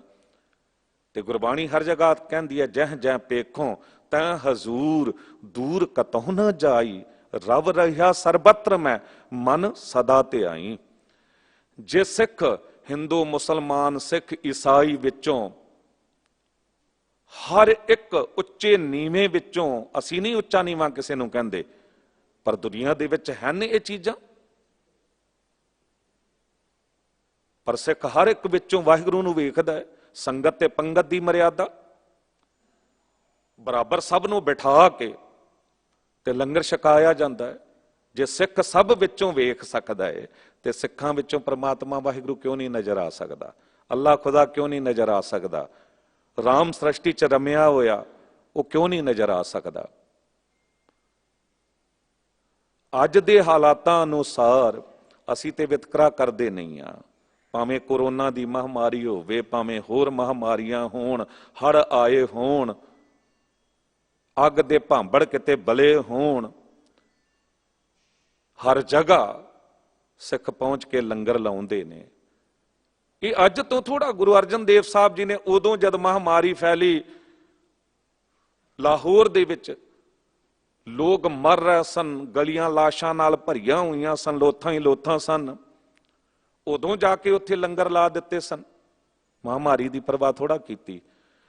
ਪਰ ਅੱਜ ਦੇ ਹਾਲਾਤਾਂ ਵਿੱਚ ਦਾਸ ਨੇ ਕਦੀ ਵੀ ਨਾ ਪਹਿਲਾਂ ਇਹੋ ਜਿਹੀ ਕੋਈ ਗੱਲ ਨਹੀਂ ਕੀਤੀ ਹੈ। ਅੱਜ ਇੱਕ ਅਪੀਲ ਕਰਾਂਗਾ, ਬੇਨਤੀ ਕਰਾਂਗਾ, ਸਿੱਖੋ ਜਾਗੋ। ਸਾਨੂੰ ਲੋੜ ਹੈ ਸਰਕਾਰਾਂ ਨਾਲ ਸਾਂਝ ਪਾਉਣ ਦੀ, ਸਾਨੂੰ ਲੋੜ ਹੈ ਉਹਨਾਂ ਨਾਲ ਬੈਠਣ ਦੀ। ਇੰਨਾ ਸਰਮਾਇਆ ਤੁਸੀਂ, ਇਤਨੇ ਉਦਯੋਗਪਤੀ ਨੇ ਸਾਡੇ ਸਿੱਖਾਂ ਵਿੱਚ, ਕਰੋੜਾਂ ਰੁਪਈਆ ਉਹ ਦੂਜੇ ਪਾਸਿਆਂ ਤੇ ਖਰਚ ਦਿੰਦੇ ਨੇ। ਆਪਣੇ ਆਪਣੇ ਸਟੇਟ ਦੇ ਵਿੱਚ, ਸ਼ਹਿਰਾਂ ਵਿੱਚ ਜਿੱਥੇ ਕੋਈ ਸਿੱਖ MLA ਦੀ ਟਿਕਟ ਲਵੇ ਉਹਦੇ ਨਾਲ ਖੜੇ ਹੋ, ਉੱਥੇ ਜਾ ਕੇ ਲੰਗਰ ਲਾਓ, ਉੱਥੇ ਜਾ ਕੇ ਇਤਨੀ ਸੇਵਾਵਾਂ ਕਰੋ, ਉਹਨੂੰ ਜਿਤਾਓ। ਜੇ MP ਦੀ ਟਿਕਟ ਕੋਈ ਲੈਂਦਾ ਹੈ, ਸਿੱਖ ਨੂੰ ਜਿਤਾਓ, ਅੱਗੇ ਲਿਆਓ। ਇਹ ਆਪਣੀ ਝੂਠੀ ਹਉਮੈ ਨੂੰ ਤੇ ਝੂਠੇ ਝਗੜਿਆਂ ਨੂੰ ਛੱਡ ਦਿਓ। ਜੇ ਕਿਤੇ ਕਦੀ ਕਿਸੇ ਨੇ ਕਹਿ ਵੀ ਦਿੱਤਾ ਹੋਵੇ ਨਾ, ਕਿਸੇ ਪਾਰਟੀਬਾਜ਼ੀ ਕਰਕੇ, ਹੋਰ ਕਰਕੇ, ਸਾਂਝੇ ਤੌਰ ਤੇ ਮੈਂ ਸਭ ਆਗੂਆਂ ਨੂੰ ਕਹਿ ਰਿਹਾ ਕਿ ਜੀ ਮੈਂ ਨਹੀਂ MP ਦੀ ਟਿਕਟ ਲੈਣੀ, ਮੈਂ ਨਹੀਂ MLA, ਨਹੀਂ, ਆਓ ਅੱਗੇ, ਸਰਕਾਰਾਂ 'ਚ ਸਾਡਾ ਹਿੱਸਾ ਹੋਣਾ ਚਾਹੀਦਾ ਹੈ। ਮਾਲਕ ਵਾਹਿਗੁਰੂ ਜੀ ਨੇ ਤੁਹਾਨੂੰ ਲੀਡਰ ਬਣਾਇਆ, ਪਹਿਲਾਂ ਤੋਂ ਸਰਦਾਰ ਬਣਾਇਆ, ਆਗੂ ਬਣਾਇਆ, ਅਸੀਂ ਪਿੱਛ ਲੱਗੂ ਹੀ ਕਿਉਂ ਰਹਿ ਜਾਂਦੇ ਹਾਂ? ਇੱਕ ਇੱਕ ਉਦਯੋਗਪਤੀ ਸਿੱਖ ਜਿਹੜਾ ਹੈ, ਉਹਦੀ ਫੈਕਟਰੀਆਂ ਦੇ ਵਿੱਚ ਦਾਸ ਨੇ ਵੇਖਿਆ ਕਈਆਂ ਦੇ 5-5 ਹਜ਼ਾਰ ਵਰਕਰ ਕੰਮ ਕਰਦੇ ਨੇ। ਇਸ ਦਾ ਮਤਲਬ 5,000 ਪਰਿਵਾਰ ਆਲਰੇਡੀ ਤੇਰੇ ਨਾਲ ਜੁੜੇ ਹੋਏ ਨੇ। ਕਿਤੇ 1000 ਪਰਿਵਾਰ ਜੁੜਿਆ, ਕਿਤੇ 500 ਪਰਿਵਾਰ ਜੁੜਿਆ ਹੈ। ਕੋਈ ਕਿਸੇ ਵੀ ਸਟੇਟ ਦਾ CM, ਮੁੱਖ ਮੰਤਰੀ ਸਿੱਖਾਂ ਦੀ ਬੁਰਾਈ ਨਹੀਂ ਕਰਦਾ ਹੈ। ਪ੍ਰਧਾਨ ਮੰਤਰੀ ਜੀ ਨੇ ਕਦੀ ਵੀ ਬੁਰਾਈ ਨਹੀਂ ਕੀਤੀ ਸਿੱਖਾਂ ਦੀ। ਜੇ ਕਿਤੇ ਕੋਈ ਗੱਲ ਹੁੰਦੀ, ਆਮ ਜਿਹਾ ਕੋਈ ਕਿਸੇ ਇਲਾਕੇ ਦਾ ਕੋਈ ਛੋਟਾ ਮੋਟਾ ਨੇਤਾ ਉਹ ਕਿਸੇ ਨੂੰ ਖੁਸ਼ ਕਰਨ ਲਈ ਕੁਝ ਬੋਲ ਜਾਵੇ, ਉਹਦੀ ਪਰਵਾਹ ਨਾ ਕਰੋ, ਨੈਗੇਟਿਵ ਨਾ ਸੋਚੋ, ਪੋਜ਼ਿਟਿਵ ਰਹੋ। ਬੰਗਾਲ ਦੇ ਵਿੱਚ ਇੱਕ ਬਜ਼ੁਰਗ ਸਿੱਖ, ਉੱਥੇ ਤੇ ਸਿੱਖਾਂ ਦੀ ਤਾਦਾਦ ਵੀ ਨਹੀਂ ਹੈ, ਪਰ 5-7 ਵਾਰੀ ਉਹ MLA ਬਣ ਚੁੱਕੇ ਨੇ। ਬਜ਼ੁਰਗ ਲੋਕ ਜਿਤਾਉਂਦੇ ਨੇ ਕਿਉਂਕਿ ਸਿੱਖਾਂ ਦੇ ਵਿੱਚ ਜਜ਼ਬਾ ਹੈ। ਜਿਹੜੇ ਤੁਸੀਂ ਕੋਰੋਨਾ ਵੇਲੇ ਮੀਡੀਆ ਦੇ ਵਿੱਚ ਕੁਝ ਸਿੱਖਾਂ ਦੇ ਸਰੂਪ ਆਗੂ ਉਹ ਨਜ਼ਰ ਆਏ ਨੇ, ਜੇ ਕਿਤੇ ਕਿਸੇ ਜਗ੍ਹਾ ਤੇ ਕੋਈ ਸਿੱਖ ਟਿਕਟ ਲੈਂਦਾ ਹੈ ਤੇ ਉਹਦੀ ਮਦਦ ਤੁਸੀਂ ਚਲੇ ਜਾਓ, ਉਹਨੂੰ ਜਿਤਾਓ ਹਰ ਹਾਲ ਵਿੱਚ। ਕਿਉਂਕਿ ਕੱਲ ਦੇ ਜੋ ਹਾਲਾਤ ਬਣੇ ਨੇ ਉਹਦੇ ਵਿੱਚ ਜੇ ਕਿਤੇ ਸਾਡੇ ਲੋਕ ਸਰਕਾਰਾਂ ਵਿੱਚ ਹੋਣਗੇ, ਨੇੜੇ ਬੈਠ ਕੇ ਕੁਝ ਗੱਲ ਕਰ ਸਕਣਗੇ। ਇੱਕ ਡੀਜੀਪੀ ਮੇਰੇ ਕੋਲ ਬੈਠੇ ਸਨ, ਆਪਣੇ ਸਿੱਖ ਭਰਾ, ਉਹਨਾਂ ਦੀ ਨਿਮਰਤਾ ਵੇਖਣ ਵਾਲੀ ਸੀ, ਗੁਰੂ ਪ੍ਰਤੀ ਸ਼ਰਧਾ ਵੇਖਣ ਵਾਲੀ ਸੀ ਸੀਸਗੰਜ ਸਾਹਿਬ, ਸਿੱਖਾਂ ਪ੍ਰਤੀ ਦਰਦ ਵੇਖਣ ਵਾਲਾ, ਤੇ ਉਹ ਭਲਾ ਕਰਦੇ ਨੇ ਜਿੱਥੇ ਵੀ ਲੋੜ ਪਵੇ। ਇੱਥੇ ਦਿੱਲੀ ਦੇ ਵਿੱਚ ਕਈ ਜੁਆਇੰਟ ਕਮਿਸ਼ਨਰ, ਹੋਰ ਡੀਸੀਪੀ ਵੇਖੇ ਨੇ, ਏਸੀਪੀ ਵੇਖੇ ਨੇ ਜੋ ਸਿੱਖ ਸਨ, ਜਿੱਥੇ ਲੋੜ ਪੈਂਦੀ ਸੀ ਕਰਦੇ ਸਨ। ਆਈਏਐਸ ਦੇਖੇ ਨੇ ਮੈਂ, ਇੱਕ ਬੱਦਨ ਸਾਹਿਬ ਸੀ ਆਈਏਐਸ, ਬਹੁਤ ਬਜ਼ੁਰਗ ਸਨ, ਰਿਟਾਇਰ ਹੋ ਗਏ। ਉੱਤਰਾਖੰਡ ਇੰਨੀ ਉਹਨਾਂ ਨੇ ਸਿੱਖਾਂ ਦੀ ਮਦਦ ਕੀਤੀ ਜਿੱਥੇ ਲੋੜ ਪਈ। ਅੱਜ ਪਤਾ ਸਾਡੇ ਹਾਲਾਤ ਕੀ ਹੋ ਗਏ ਨੇ, ਮੈਨੂੰ ਨਾ ਸਾਰੇ ਆਗੂ ਮਾਫ ਕਰ ਦੇਣਾ, ਅੱਜ ਉਹ ਪਿੰਡਾਂ ਦੇ ਗੁਰਦੁਆਰੇ ਸਿੰਘ ਸਭਾ ਦਾ ਪ੍ਰਧਾਨ ਬਣਨ ਲਈ ਇਤਨੇ ਝਗੜੇ ਨੇ, ਵੱਡੀ ਸੰਸਥਾਵਾਂ ਦੇ ਪ੍ਰਧਾਨ ਬਣਨ ਲਈ, ਆਗੂ ਬਣਨ ਲਈ ਇਤਨੇ ਝਗੜੇ ਨੇ ਇੱਕ ਦੂਜੇ ਨਾਲ, ਸਭ ਕੁਝ ਹਰ ਹਾਲਾਤ ਤੱਕ ਜਾਂਦੇ ਹਾਂ ਅਸੀਂ। ਨਹੀਂ, ਹੁਣ ਕੁਝ ਹੋਰ ਕਰੋ। ਜੇ ਕਿਸੇ ਗੁਰਦੁਆਰੇ ਦਾ ਕੋਈ ਪ੍ਰਧਾਨ ਬਣ ਗਿਆ ਹੈ, ਕਿਸੇ ਇਲਾਕੇ ਦੀ ਸਿੰਘ ਸਭਾ ਦਾ, ਕਿਸੇ ਵੀ ਸਟੇਟ ਦੇ ਵਿੱਚ ਕਿਸੇ ਨੂੰ ਸੇਵਾ ਗੁਰੂ ਨੇ ਦੇ ਦਿੱਤੀ ਹੈ, ਉਹਦੇ ਨਾਲ ਖੜੇ ਹੋ ਤੇ ਹੁਣ ਕਹੋ ਕਿ ਭਰਾਵਾ ਤੈਨੂੰ ਇਹ ਸੇਵਾ ਮਿਲ ਗਈ ਹੈ, ਹੁਣ ਜੇ ਕਿਤੇ ਕਿਸੇ ਜਗ੍ਹਾ ਤੇ ਸਰਕਾਰ ਵਿੱਚ ਐਮਪੀ ਐਮਐਲਏ ਦੀ ਟਿਕਟ ਮੈਨੂੰ ਮਿਲਦੀ ਹੈ ਤੇ ਮਦਦ ਵਿੱਚ ਆਓ। ਬਹੁਤ ਲੋੜ ਪਏਗੀ। ਅਸੀਂ ਕੌਮ ਦਾ, ਜੇ ਜਹਾਂਗੀਰ ਬਾਦਸ਼ਾਹ ਨਾਲ ਗੁਰੂ ਹਰਗੋਬਿੰਦ ਸਾਹਿਬ ਜਾ ਕੇ ਬੈਠੇ ਸਨ, ਅੱਜ ਧਿਆਨ ਨਾਲ ਸੁਣ ਲੈਣਾ, ਕੋਈ ਜਹਾਂਗੀਰ ਬਾਦਸ਼ਾਹ ਦੀ ਚਾਪਲੂਸੀ ਕਰਨ ਨਹੀਂ ਸਨ ਗਏ। ਪਤਾ ਸੀ ਕਿ ਜਹਾਂਗੀਰ ਬਾਦਸ਼ਾਹ ਨੂੰ ਇਸਤੇਮਾਲ ਕਰਕੇ ਗੁਰੂ ਪਿਤਾ ਗੁਰੂ ਅਰਜਨ ਦੇਵ ਸਾਹਿਬ ਜੀ ਨੂੰ ਸ਼ਹੀਦ ਕੀਤਾ ਗਿਆ ਹੈ। ਪਰ ਗੁਰੂ ਹਰਗੋਬਿੰਦ ਸਾਹਿਬ ਪੁੱਜੇ, ਜਹਾਂਗੀਰ ਨਾਲ ਬੈਠੇ, ਜਹਾਂਗੀਰ ਨੂੰ ਸਾਰਾ ਕੁਝ ਸਮਝ ਆ ਗਈ, ਝੁਕਿਆ ਤੇ ਸਤਿਗੁਰੂ ਨੇ ਉਹਨਾਂ ਜ਼ਾਲਮਾਂ ਨੂੰ ਸਜ਼ਾ ਦਿੱਤੀ। ਉਹ ਜਲਾਦ, ਉਹ ਚੰਦੂ, ਸਭ ਨੂੰ ਸਤਿਗੁਰੂ ਨੇ ਸਜ਼ਾ ਦਿੱਤੀ। ਕਿਤੇ ਵੀ ਕੋਈ ਗੱਲ ਹੋਵੇ ਨਾ, ਇਸ ਤਰ੍ਹਾਂ ਨਾ ਸੋਚਿਆ ਕਰੋ ਕਿ ਕਿਤੇ ਕਿਸੇ ਪਾਰਟੀ ਦੀ ਵਡਿਆਈ ਤੇ ਨਹੀਂ ਕਰ ਰਿਹਾ। ਮਾਫ ਕਰਨਾ, ਦਾਸ ਨੂੰ ਇਹ ਜੋ ਸੇਵਾਵਾਂ 14-15 ਸਾਲ ਦਿੱਲੀ ਸਿੱਖ ਗੁਰਦੁਆਰਾ ਮੈਨੇਜਮੈਂਟ ਕਮੇਟੀ ਦੀ ਵਿੱਚ ਹੋ ਗਈਆਂ ਨੇ, ਕਦੀ ਤੁਸੀਂ ਕਿਸੇ ਰਾਜਨੀਤਿਕ ਬੰਦੇ ਨਾਲ ਖੜੇ ਨਹੀਂ ਵੇਖਿਆ ਹੋਵੇਗਾ, ਨਾ ਕੋਈ ਫੋਟੋ ਵੇਖੀ ਹੋਵੇਗੀ ਦਾਸ ਦੀ। ਜੇ ਇੱਥੇ ਵੀ ਬੰਗਲਾ ਸਾਹਿਬ ਵੀ ਹੈਡਗੰਥੀ ਦੀ ਸੇਵਾਵਾਂ ਰਹੀਆਂ ਲੰਮਾ ਟਾਈਮ, ਮੁੱਖ ਮੰਤਰੀ ਆਉਂਦੇ ਸਨ, ਇੱਥੇ ਮਿਨਿਸਟਰ ਆਉਂਦੇ ਸਨ,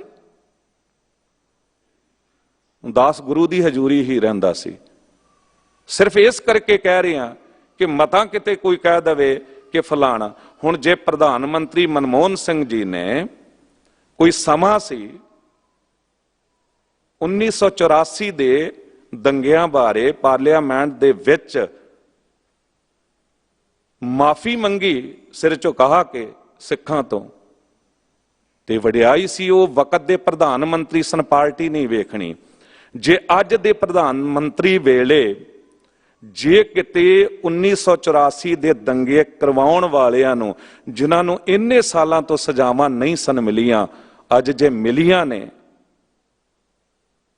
ਤੇ ਕਿਉਂ ਨਾ ਅਸੀਂ ਐਪਰੀਸ਼ੀਏਟ ਕਰੀਏ ਉਸ ਗੱਲ ਨੂੰ। ਦਾਸ ਨੇ ਵੇਖਿਆ ਜਦ ਕੁਝ ਸਾਲ ਪਹਿਲਾਂ ਇਲੈਕਸ਼ਨ ਸਨ ਇੱਥੇ, ਤੇ ਅਮਰੀਕਾ, ਕੈਨੇਡਾ, ਇੰਗਲੈਂਡ ਤੋਂ ਕੁਝ ਲੋਕਾਂ ਨੂੰ ਇਤਨਾ ਸਰਮਾਇਆ ਪੈਸਾ ਭੇਜਿਆ ਗਿਆ ਤਾਂ ਕਿ ਉਹ ਖੜੇ ਹੋ ਸਕਣ। ਪਰ ਖੜੇ ਹੋਣ ਤੋਂ ਬਾਅਦ ਉਹ ਸਮਾਂ ਵੀ ਆਇਆ ਕਿ ਫਿਰ ਸਿੱਖਾਂ ਨੂੰ ਟਿਕਟਾਂ ਨਹੀਂ ਮਿਲਣੀਆਂ। ਨਹੀਂ, ਯਤਨ ਕਰੋ, ਸਾਡੇ ਬੱਚੇ ਆਈਏਐਸ ਬਣਨ, ਸਾਡੇ ਬੱਚੇ ਆਈਪੀਐਸ ਬਣਨ, ਸਾਡੇ ਆਗੂ ਜਿਹੜੇ ਨੇ, ਜੇ ਕਿਤੇ ਤੁਸੀਂ ਕਾਰੋਬਾਰ ਵੱਡਾ ਖੜਾ ਕਰਕੇ ਦੇ ਦਿੱਤਾ ਬੱਚਿਆਂ ਨੂੰ, ਅੱਜ ਤੁਹਾਡੇ 'ਚ ਜੁਰਤ ਹੈ, ਤੁਸੀਂ ਕਰ ਸਕਦੇ ਹੋ ਕਿਸੇ ਸਟੇਟ ਦੇ ਵਿੱਚ MP MLA ਬਣ ਸਕਦੇ ਹੋ, ਬਣੋ ਜਾਂ ਕਿਸੇ ਨੂੰ ਬਣਾਓ। ਕਿਤੇ ਨਾ ਕਿਤੇ ਸਿੱਖ ਨੂੰ ਤੇ ਦਰਦ ਹੋਵੇਗਾ ਸਿੱਖ ਬਾਰੇ। ਅੱਜ ਇੰਨੀ ਵੱਡੀ ਯੂਪੀ ਹੈ, ਮੈਨੂੰ ਕਿਤੇ ਵੀ ਵੇਖਣ ਨੂੰ ਨਹੀਂ ਮਿਲ ਰਿਹਾ ਕਿ ਕਿਸੇ ਇੱਕ ਸਿੱਖ ਨੇ ਅੱਗੇ ਹੋ ਕੇ ਕੋਈ MLA ਦੀ ਟਿਕਟ ਮਿਲ ਰਹੀ ਹੈ, ਕੁਛ ਮਿਲ ਰਹੀ ਹੈ। ਉੱਤਰਾਖੰਡ ਦੇ ਵਿੱਚ ਵੀ ਕਿਤੇ ਨਜ਼ਰ ਨਹੀਂ ਆ ਰਿਹਾ।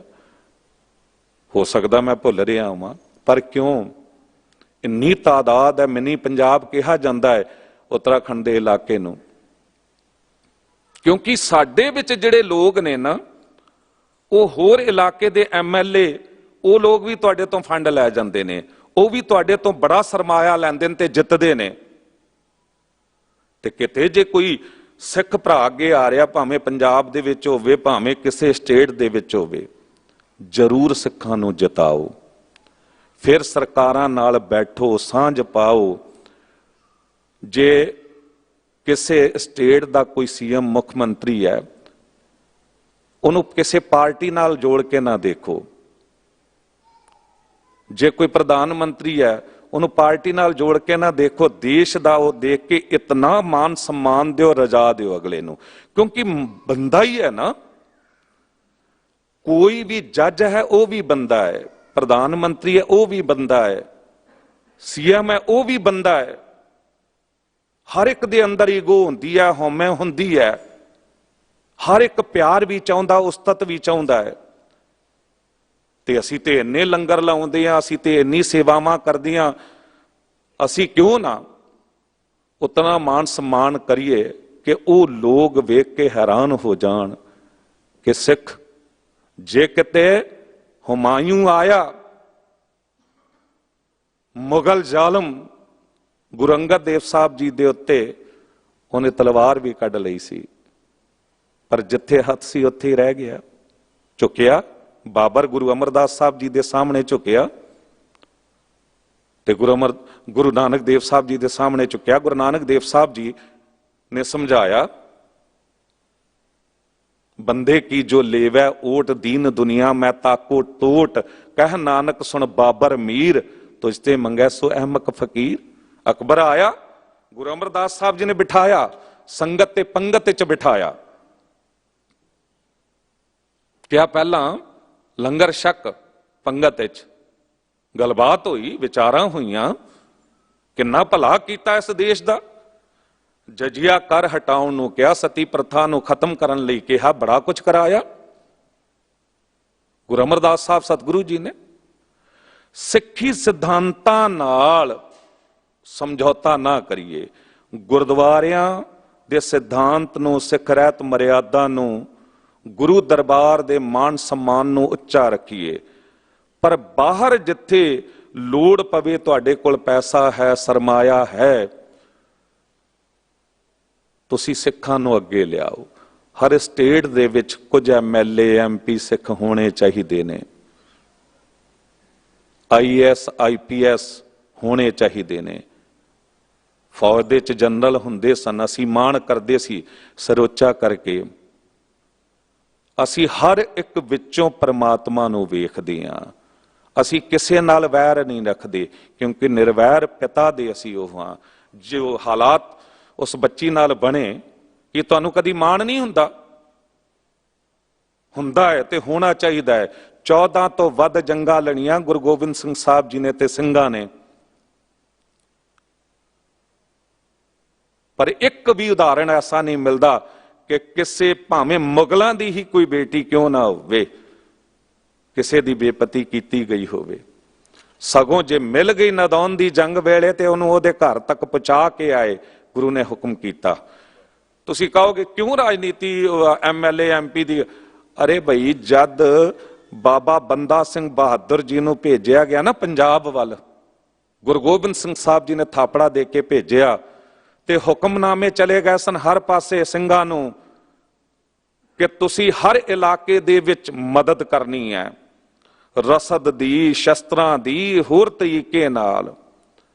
ਲਬਾਣਾ ਵਪਾਰੀ ਕਈ ਉਹ ਬੈਲ ਗੱਡੇ ਭਰ ਕੇ ਮਾਲ ਅਸਬਾਬ ਦੇ ਸਮਾਨ ਦੇ ਪਹਿਲਾਂ ਮਿਲੇ ਰਾਹ ਵਿੱਚ ਜਗ੍ਹਾ ਜਗ੍ਹਾ ਸਿੰਘ ਨਾਲ ਖੜੇ ਹੁੰਦੇ ਚਲੇ ਗਏ। ਹਰ ਇੱਕ ਸਿੱਖ ਦੀ ਕੋਈ ਜਾਤ ਪਾਤ ਨਹੀਂ ਹੁੰਦੀ, ਤੇ ਸਿੱਖ ਰਾਜ ਕਾਇਮ ਕਰ ਲਿਆ। ਕਿਉਂਕਿ ਸਿੰਘਾਂ ਨੇ ਮਦਦ। ਅੱਜ ਅਸੀਂ ਇੱਕ ਹੋ ਜਾਈਏ, ਜਿੱਥੇ ਬਾਹਰ ਦਾ ਕੋਈ ਪਿੜਾ ਹੈ ਨਾ, ਉੱਥੇ ਇੱਕ ਹੋਈਏ, ਏਕਤਾ ਹੋਵੇ ਸਾਡੇ ਵਿੱਚ, ਕਿਉਂਕਿ ਅਸੀਂ ਕਿਸੇ ਨਾਲ ਵਿਰੋਧ ਨਹੀਂ ਕਰਦੇ। ਜੇ ਕੋਈ ਸਿੱਖ MLA ਬਣੇਗਾ, ਹਿੰਦੂ ਵੀਰਾਂ ਦਾ, ਮੁਸਲਮਾਨ ਭਰਾਵਾਂ ਦਾ, ਈਸਾਈਆਂ ਦਾ, ਸਭ ਦਾ ਭਲਾ ਕਰੇਗਾ। ਉਹ ਕਰਦੇ ਹੀ ਹੋਣਗੇ। ਬਜ਼ੁਰਗ ਬੰਗਾਲ ਦੇ ਵਿੱਚ ਤਾਂ ਹੀ ਤਾਂ ਬਾਰ-ਬਾਰ ਜਿੱਤ ਰਹੇ ਨੇ, ਉਹ ਸ਼ਖਸੀਅਤ ਨੂੰ ਲੋਕ ਸਲਾਮ ਕਰਦੇ ਨੇ। ਗੁਰੂ ਅਮਰਦਾਸ ਸਾਹਿਬ ਜੀ ਕਹਿੰਦੇ, ਜਹ ਦੇਖਾਂ ਤਹ ਏਕ ਹੈ, ਗੁਰਮੁਖ ਪ੍ਰਗਟ ਹੋਏ। ਜਿੱਧਰ ਵੇਖਾਂ ਮੈਨੂੰ ਇੱਕ ਹੀ ਨਜ਼ਰ ਆਉਂਦਾ, ਪਰ ਯਾਦ ਰੱਖਣਾ ਗੁਰਮੁਖ ਨੂੰ ਨਜ਼ਰ ਆਵੇਗਾ, ਮਨਮੁਖ ਨੂੰ ਨਹੀਂ। ਗੁਰਮੁਖ ਦੀ ਅੱਖ ਇਹੋ ਜੀ ਹੋਵੇਗੀ ਜੋ ਸਭ ਦੇ ਵਿੱਚੋਂ ਪਰਮਾਤਮਾ ਨੂੰ। ਫਿਰ ਅਸੀਂ ਰਾਜਨੀਤੀ ਵਿੱਚ ਇਸ ਲਈ ਨਾ ਆਈਏ ਕਿ ਅਸੀਂ ਪੈਸਾ ਇਕੱਠਾ ਕਰਨਾ ਹੈ, ਨਹੀਂ, ਪੰਥ ਕੌਮ ਦੇ ਭਲੇ ਲਈ ਆਈਏ। ਉਹ ਜਜ਼ਬਾ ਲੈ ਕੇ ਅੱਗੇ ਵਧੀਏ, ਗੁਰੂ ਤੁਹਾਡੇ ਨਾਲ ਖੜਾ ਹੋ ਜਾਵੇਗਾ। ਜਿੱਥੇ ਨੀਅਤ ਚੰਗੀ ਹੁੰਦੀ ਹੈ ਨਾ, ਘਰ ਹੀ ਬੈਠਿਆਂ ਸ਼ਾਹੋ ਮਿਲੇ, ਜੇ ਨੀਅਤ ਰਾਸ ਕਰੇ। ਜੇ ਨੀਅਤ ਚੰਗੀ ਹੋਵੇ, ਵਾਹਿਗੁਰੂ ਨਾਲ ਖੜਾ ਹੋ ਜਾਂਦਾ, ਗੁਰੂ ਨਾਲ ਖੜਾ ਹੋ ਜਾਂਦਾ। ਬਾਬਾ ਬੰਦਾ ਸਿੰਘ ਬਹਾਦਰ ਜੀ ਨੇ ਰਾਜ ਕਰ ਲਿਆ, ਮਹਾਰਾਜਾ ਰਣਜੀਤ ਸਿੰਘ ਨੇ ਰਾਜ ਕੀਤਾ। ਅੰਗਰੇਜ਼ ਦੀ ਜੁਰਤ ਨਹੀਂ ਪਈ ਪੰਜਾਬ ਵੱਲ ਵੱਧ ਸਕੇ, ਭਾਵੇਂ ਪੂਰੇ ਦੇਸ਼ ਉੱਤੇ ਉਹਨਾਂ ਨੇ ਕਬਜ਼ਾ ਕਰ ਲਿਆ ਸੀ। ਜਦ ਤੱਕ ਮਹਾਰਾਜਾ ਰਣਜੀਤ ਸਿੰਘ ਜਿੰਦਾ ਰਹੇ, ਕਿਸੇ ਦੀ ਜੁਰਤ ਨਹੀਂ, ਕਿਉਂਕਿ ਮਹਾਰਾਜਾ ਰਣਜੀਤ ਸਿੰਘ ਕਹਿੰਦੇ ਸਨ, ਰਾਜ ਗੁਰੂ ਦਾ। ਅਸੀਂ ਇਹ ਸਿਧਾਂਤ ਲੈ ਕੇ ਚੱਲੀਏ, ਜੇ ਮੈਨੂੰ ਰਾਜ ਮਿਲੇਗਾ, ਮੈਨੂੰ ਕੋਈ ਜਗ੍ਹਾ ਮਿਲੇਗੀ, ਮੈਂ ਗੁਰੂ ਨੂੰ ਅੱਗੇ ਲੱਗ ਕੇ ਚੱਲਾਂਗਾ, ਗੁਰੂ ਦੇ ਸਿਧਾਂਤਾਂ ਨੂੰ ਅੱਗੇ ਲੈ ਕੇ ਚੱਲਾਂਗਾ। ਗੁਰੂ ਨਾਲ ਹੋਵੇਗਾ, ਰਾਜ ਕਾਇਮ ਹੋਵੇਗਾ। ਬਸ ਇਹ ਯਤਨ ਕਰੋ ਕਿ ਕਿਤੇ ਵੀ ਕੋਈ ਇਹੋ ਜਿਹੀ ਘਟਨਾਵਾਂ ਨਾ ਹੋਣ ਜੋ ਨੌਜਵਾਨ ਸਿੱਖ ਬੱਚੇ ਨੇ। ਲੰਗਰ ਤੇ ਲਾਉਂਦੇ ਹੀ ਆ, ਹੁਣ ਕੋਈ ਐਸੀ ਚੀਜ਼ਾਂ ਵੀ ਕਰੋ, ਇਲਾਕਿਆਂ ਦੇ ਵਿੱਚ ਕੋਈ ਇਹੋ ਜਿਹੀ ਜਥੇਬੰਦੀ ਵੀ ਬਣਾਓ ਜੋ ਨਿਰੋਲ ਬੱਚਿਆਂ ਦੀ ਪੁਕਾਰ ਸੁਣੇ। ਕਿਸੇ ਜਗ੍ਹਾ ਤੇ ਇੱਕ ਕੱਲਾ ਸਿੱਖ ਦਾ ਘਰ ਹੈ ਕਿਸੇ ਸਟੇਟ ਦੇ ਵਿੱਚ, ਤੇ ਉੱਥੇ ਤੱਕ ਮੈਸੇਜ ਪੁੱਜੇ, ਕੋਈ ਮਜਲੂਮ ਸਿੱਖ ਪਰਿਵਾਰ ਦੀ ਲੜਕੀ ਹੋਵੇ। ਅਰੇ ਤੁਸੀਂ ਤੇ ਕਸ਼ਮੀਰ ਤੱਕ ਲੜਕੀਆਂ ਨੂੰ ਬਚਾ ਕੇ ਪਹੁੰਚਾਉਣ ਵਾਲੇ ਹੋ, ਤੇ ਸਾਡੀ ਬੱਚੀਆਂ, ਇੱਕ ਪੁਕਾਰ ਹੋਵੇ, ਉਹਨੂੰ ਪਤਾ ਹੋਵੇ ਕਿ ਚੁੱਪਚਾਪ ਮੈਂ ਉੱਥੇ ਗੱਲ ਪਹੁੰਚਾਵਾਂਗੀ, ਮੇਰੀ ਮਦਦ ਹੋਵੇਗੀ। ਕੁਝ ਐਸੇ ਵੀ ਆਪਾਂ ਯਤਨ ਕਰੀਏ। ਬੋਲਦਿਆਂ ਨਾ ਬੜੀ ਭੁੱਲਾਂ ਹੋ ਜਾਂਦੀਆਂ ਨੇ, ਕਿਉਂਕਿ ਉਹ ਫਲੋ ਵਿੱਚ ਅਸੀਂ ਸੋਚ ਕੇ ਨਹੀਂ, ਇੱਕ ਜਜ਼ਬੇ ਨਾਲ ਮੈਂ ਬੋਲ ਰਿਹਾ। ਗੁਰੂ ਪ੍ਰਤੀ, ਪੰਥ ਪ੍ਰਤੀ ਬੇਅੰਤ ਹੋਈਆਂ ਭੁੱਲਾਂ ਬਖਸ਼ ਲੈਣਾ। ਦਿਓ ਅਸੀਸ, ਕਥਾ ਕਰਨ ਦੀ ਜਾਚ ਆ ਜਾਵੇ। ਸਾਂਝੇ ਤੌਰ ਤੇ ਸਭ ਲਈ ਅਰਦਾਸ ਹੈ, ਸ੍ਰੀ ਹਰਿ ਕ੍ਰਿਸ਼ਨ ਤਿਹਾਈ ਹੈ, ਜਿਸ ਡਿਠੇ ਸਭ ਦੁੱਖ ਜਾਏ। ਤੇਗ ਬਹਾਦਰ ਸਿਮਰੈ, ਹਰ ਨੌ ਨਿਧ ਆਵੈ ਧਾਏ, ਸਭ ਥਾਈ ਹੋਏ ਸਹਾਏ। ਬੁਲਾਓ ਫਤਿਹ। ਵਾਹਿਗੁਰੂ ਜੀ ਕਾ ਖਾਲਸਾ, ਵਾਹਿਗੁਰੂ ਜੀ ਕੀ ਫਤਿਹ।